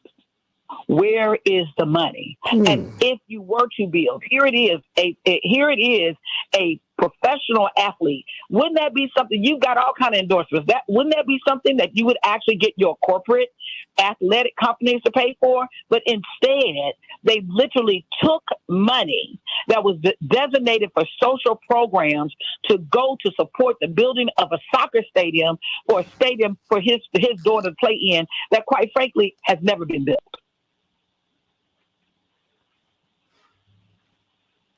Comments? This is where we are in this. Comments, Shapiro, Dr. Wolf. I mean, well, I mean, and the working soccer people. stadium seems like Yes. Seems like a pretty good investment to me. You don't want them wasting the money on the water system or something, right? Right. It seems like an excellent investment. Obviously, I think that doesn't really deserve a comment. I'm sure you're correct. It's pretty bizarre set of rulings. The refund right before the election is kind of a well-worn trick. It's not terribly creative. Unfortunately, sometimes it works. Other thing that's interesting in the context of sort of red state performance art, which is what that is that more than a third, I believe, of Georgia's budget comes from the federal government anyway. So what they're mostly refunding to get reelected is that money they say they don't want from the federal government, which they hate. Unbelievable. I mean, another case in point is in Alabama. In Alabama, they took COVID money that was one of the states that has had the highest rates of COVID deaths that are still battling. They're still not out of the woods around COVID compared to the rest of the nation. The Republican governor of Alabama redirected the COVID funds to actually for the building of prisons, to justify that as it is atrocious what is happening, how the Republicans are redirecting resources to programs or to efforts that is literally tied into their campaigns or campaign promise they made. And 9 times out of 10, when you look at the diversion of those resources, they're resources that actually are supposed to be in service of working class and poor people. It is outright thievery. And who is going to check them? Because in these same states, what you have is you've got solid Republican legislatures that are literally like co-signing on this. It is right now we're seeing corruption at the highest level, from the highest level in the nation all the way down to the legislative level. And at the end of the day, their abuse of power and the privilege of whiteness has protected them. You get no pushback from me. Santita, we definitely need a report on where all this COVID money went, because Black people did not get access to this capital and these loans and these grants. So when we look at the disparities that we're seeing, just like Latasha was saying about philanthropic money, when we think about this COVID money that we missed out on, and how small mom and pop shops did not have access to this COVID money, it's going to be amazing when these reports come out, because we didn't get any of it. We survived on a wing and a prayer. Well, but now you're about to pay again. I'm sorry, Dr. Wolf. Please go on, Dr. Wolf. No. First of all, there was a lot of odd things done with the COVID relief money, which is why they chose not to audit it. But part of the problem is that it wasn't set up to be very auditable, which is an invitation to misadventure. So it's going to be very hard to know exactly what happened. But we did see a very interesting version of it, right? When we started to see some on the right, particularly in the southern states, decide they wanted to sort of oppose and or attempt to tax the student loan debt relief, we started to see the Department of Justice kind of release, Treasury Department, release some information about all the loan forgiveness these folks have done. Mm-hmm. And a lot of wealthy celebrities and folks with direct ties, sometimes actually involved with sitting members of Congress, received millions of dollars in loans, which were then forgiven. So, I think where the various assistance goes is a big story about the assistance, and there's been a bit of a distraction in American politics for a long time about being for or against various help to various people. And I think that's actually shifted, because I think the historic kind of right-wing pro-business story was you shouldn't get the help and the economy sorts out winners and losers and let the market figure it out and don't intervene. And that's kind of shifted kind of rapidly. I think Trump was a beneficiary of that shift and also an advocate of that shift. So it's become the federal government should help me, but should not help people who are not like me. And that can be by race, it can be by gender, it could be by region, it could be by business line that you're in, it could be by party affiliation, whether you're Democrat or Republican. But I think that's sort of shifted. And so I think for a lot of people, what they have left for economic health and support is actually federal government assistance. So they've tamped down their notion that shouldn't be for anyone, and they've decided to redirect the rhetoric or sort of put a finer point on it and talk about how it should just be for them.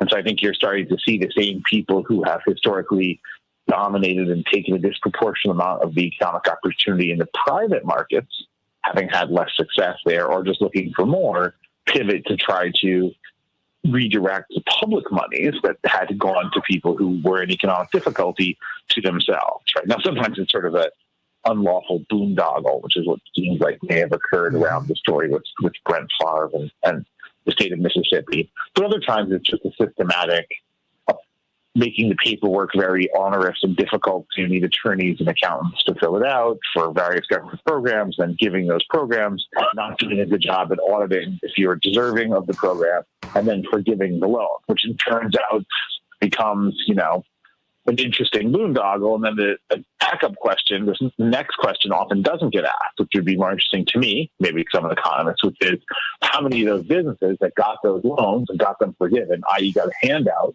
give money back to those politicians so they could win their elections. Then you start to get a cycle, which is a little bit unsettling, right? And then the other point I think you'd have to make, given where we are in the calendar, is nobody shows up for these off-cycle and unusual elections. And when you don't show up for the non-presidential elections, you elect people who do these scams comfortable that they won't be voted out of office for it.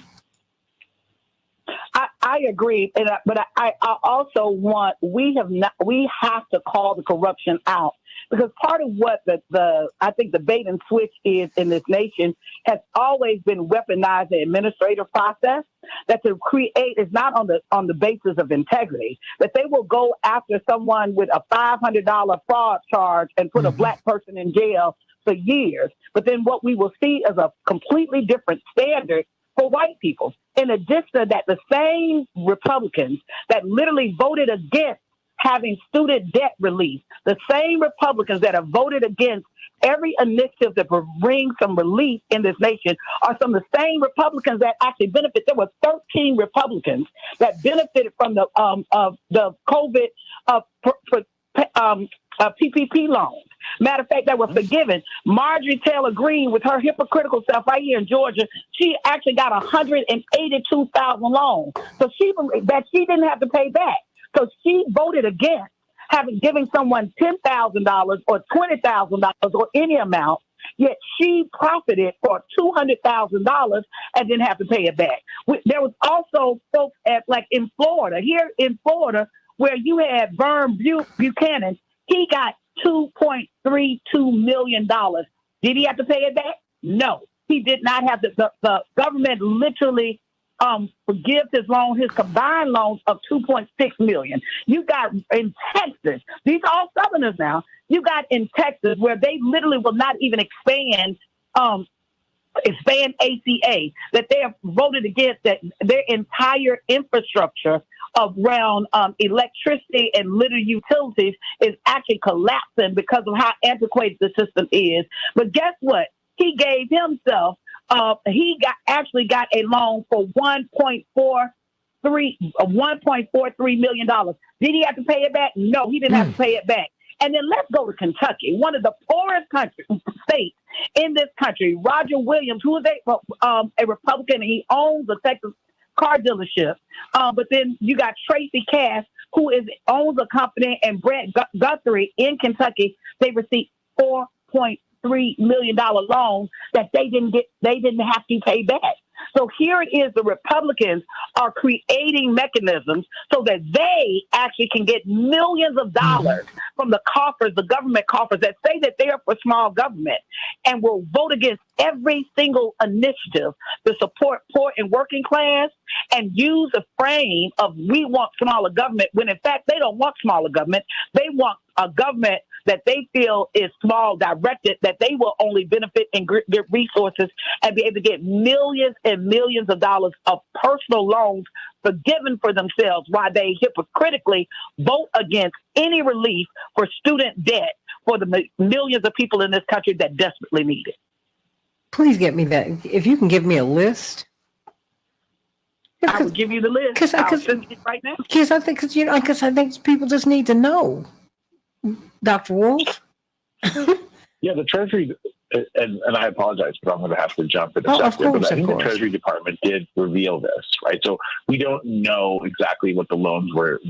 It hasn't been revealed exactly what the sort of basis upon which the loans were granted and what was done with the money, again, because the audit strength was a bit weak, I think, on that. And partly that was because it was rushed and it was a kind of an emergency situation. So part of that's probably true, but a lot of it is that clearly there was an effort to make it unaccountable. But I do think that's an important pivot from, hey, we're against these involvements, to make sure that I get all the money and nobody else does. And when somebody else wants the money, there's the usual moral lecture. And when we want the money, we get it and it gets forgiven. That's a good place to begin a kind of more critical discussion, because it's clearly not viable as a standard. It's clearly a sort of rigging of an outcome here, right? And for folks, to be so okay with that is also revealing, I think. Absolutely. Listen, they may have legitimately used money for themselves. It's still corrupt. At the end of the day, if you believe that people literally, that you should prosecute, that you should not direct resources to people for their personal welfare, then you have to stick with that in terms of integrity. So at the end of the day, whether your company needed $2 million or $3 million or $4 million and were forgiven, if your position is that government should not be taking care of the personal welfare of people, then that position you got to hold true to it. And see, part of what happens, particularly in America and white America, is if they can justify it with the paperwork, if they can justify that there was a legitimate need for themselves, then in fact that's supposed to erase everybody else's need. And that in itself, that entire process in itself, and that way of thinking, in my opinion, is not only lacks integrity, but that is the core of corruption. We are in a nation that literally said that slavery was legal. So just because you did something, quote, by the legal way, does not mean that it had integrity or if it was the right thing to do. What is good for the goose is good for the gander. Dr. No, Wolf? I agree. And obviously, if you want people to have any faith in the sort of organizations or the rules, they have to be seen to be debated, reasonably decided upon, and equitably enforced. And as soon as you don't have that, you start to have a collapse in people's willingness to participate or believe in social authority, and that doesn't lead to a great conclusion either. Well, this is what I think that's the sort of challenge of the age. I think so. Because I think there's a lot of erosion of faith, and whether it's the Supreme Court, appeal process, or various impartiality of judges, or any number of other things that are clearly essential, right, for smooth function. Well, the faith in our institutions is gone, and it's been gone for quite some time before we even got here. My mother said, when they killed Kennedy, everything changed. She said that was the game-changing moment. Perhaps. And she said, because after that, just because it was bad doesn't mean it can't get worse, right? She said, you just stopped trusting anybody in anything and everybody and everything. You stopped. But what I want to do is, Max, send me a text so I can get the email address you want me to send to Latasha, so that you all can be in touch with each other, because you all should know each other. Chaparral, I know you want to say something to Latasha before we get out of here. Chaparral, you still there? I know you got to bounce, but if you could just send me that text real quick, Max, that would be great. Sure. Latasha, I just want to say that you have to come back to talk about the Georgia races, because we need to figure out why Stacey Abrams is not connecting with black men. And we, like you said, black women have been carrying the Democratic Party for so long. And I'm trying to figure out, where is the Democratic black leadership? Where's Barack Obama? Where is Michelle Obama? Where is all the leadership that should be out there stomping for not only Reverend Warnock, but also for Val Deming, for Mandela Barnes. They should be hitting these areas, and we have given them so much. So we need you to be back on the show so you can talk about how we can get black folks charged up for this midterm. Because right now, what I see in our community, we are very, very disenchanted. I hear you. I will be back to Michelle Obama's credit. When We All Vote is doing a series of events and outreach this week in Georgia. So, but would love to come back and say what's happening on the ground. Hello, Chaparral. Awesome. I can't wait to hear you. Okay, well, you let me know, Latasha. Reach out to Reverend when you can. But let me know, Latasha, when you can come back, because we got a lot to talk about. I want to talk about your program.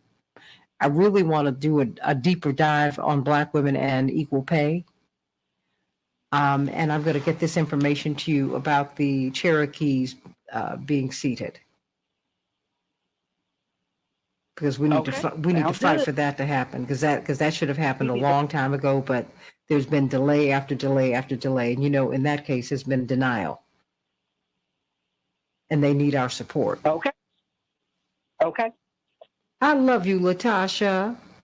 I love this way up, and I got stuff to do, so I am moving on. But thank you so much, and thank you for all you do to create this platform to bring the truth. Oh, girl, I love you. I'm so glad I have you. You have no idea. I feel the same way about you. My girl. All right. Love you, sweetie. Bye-bye. Love you, Chaparral. Bye-bye. I love you, Morning Stars, and I will see you tomorrow. Love ya. Bye-bye.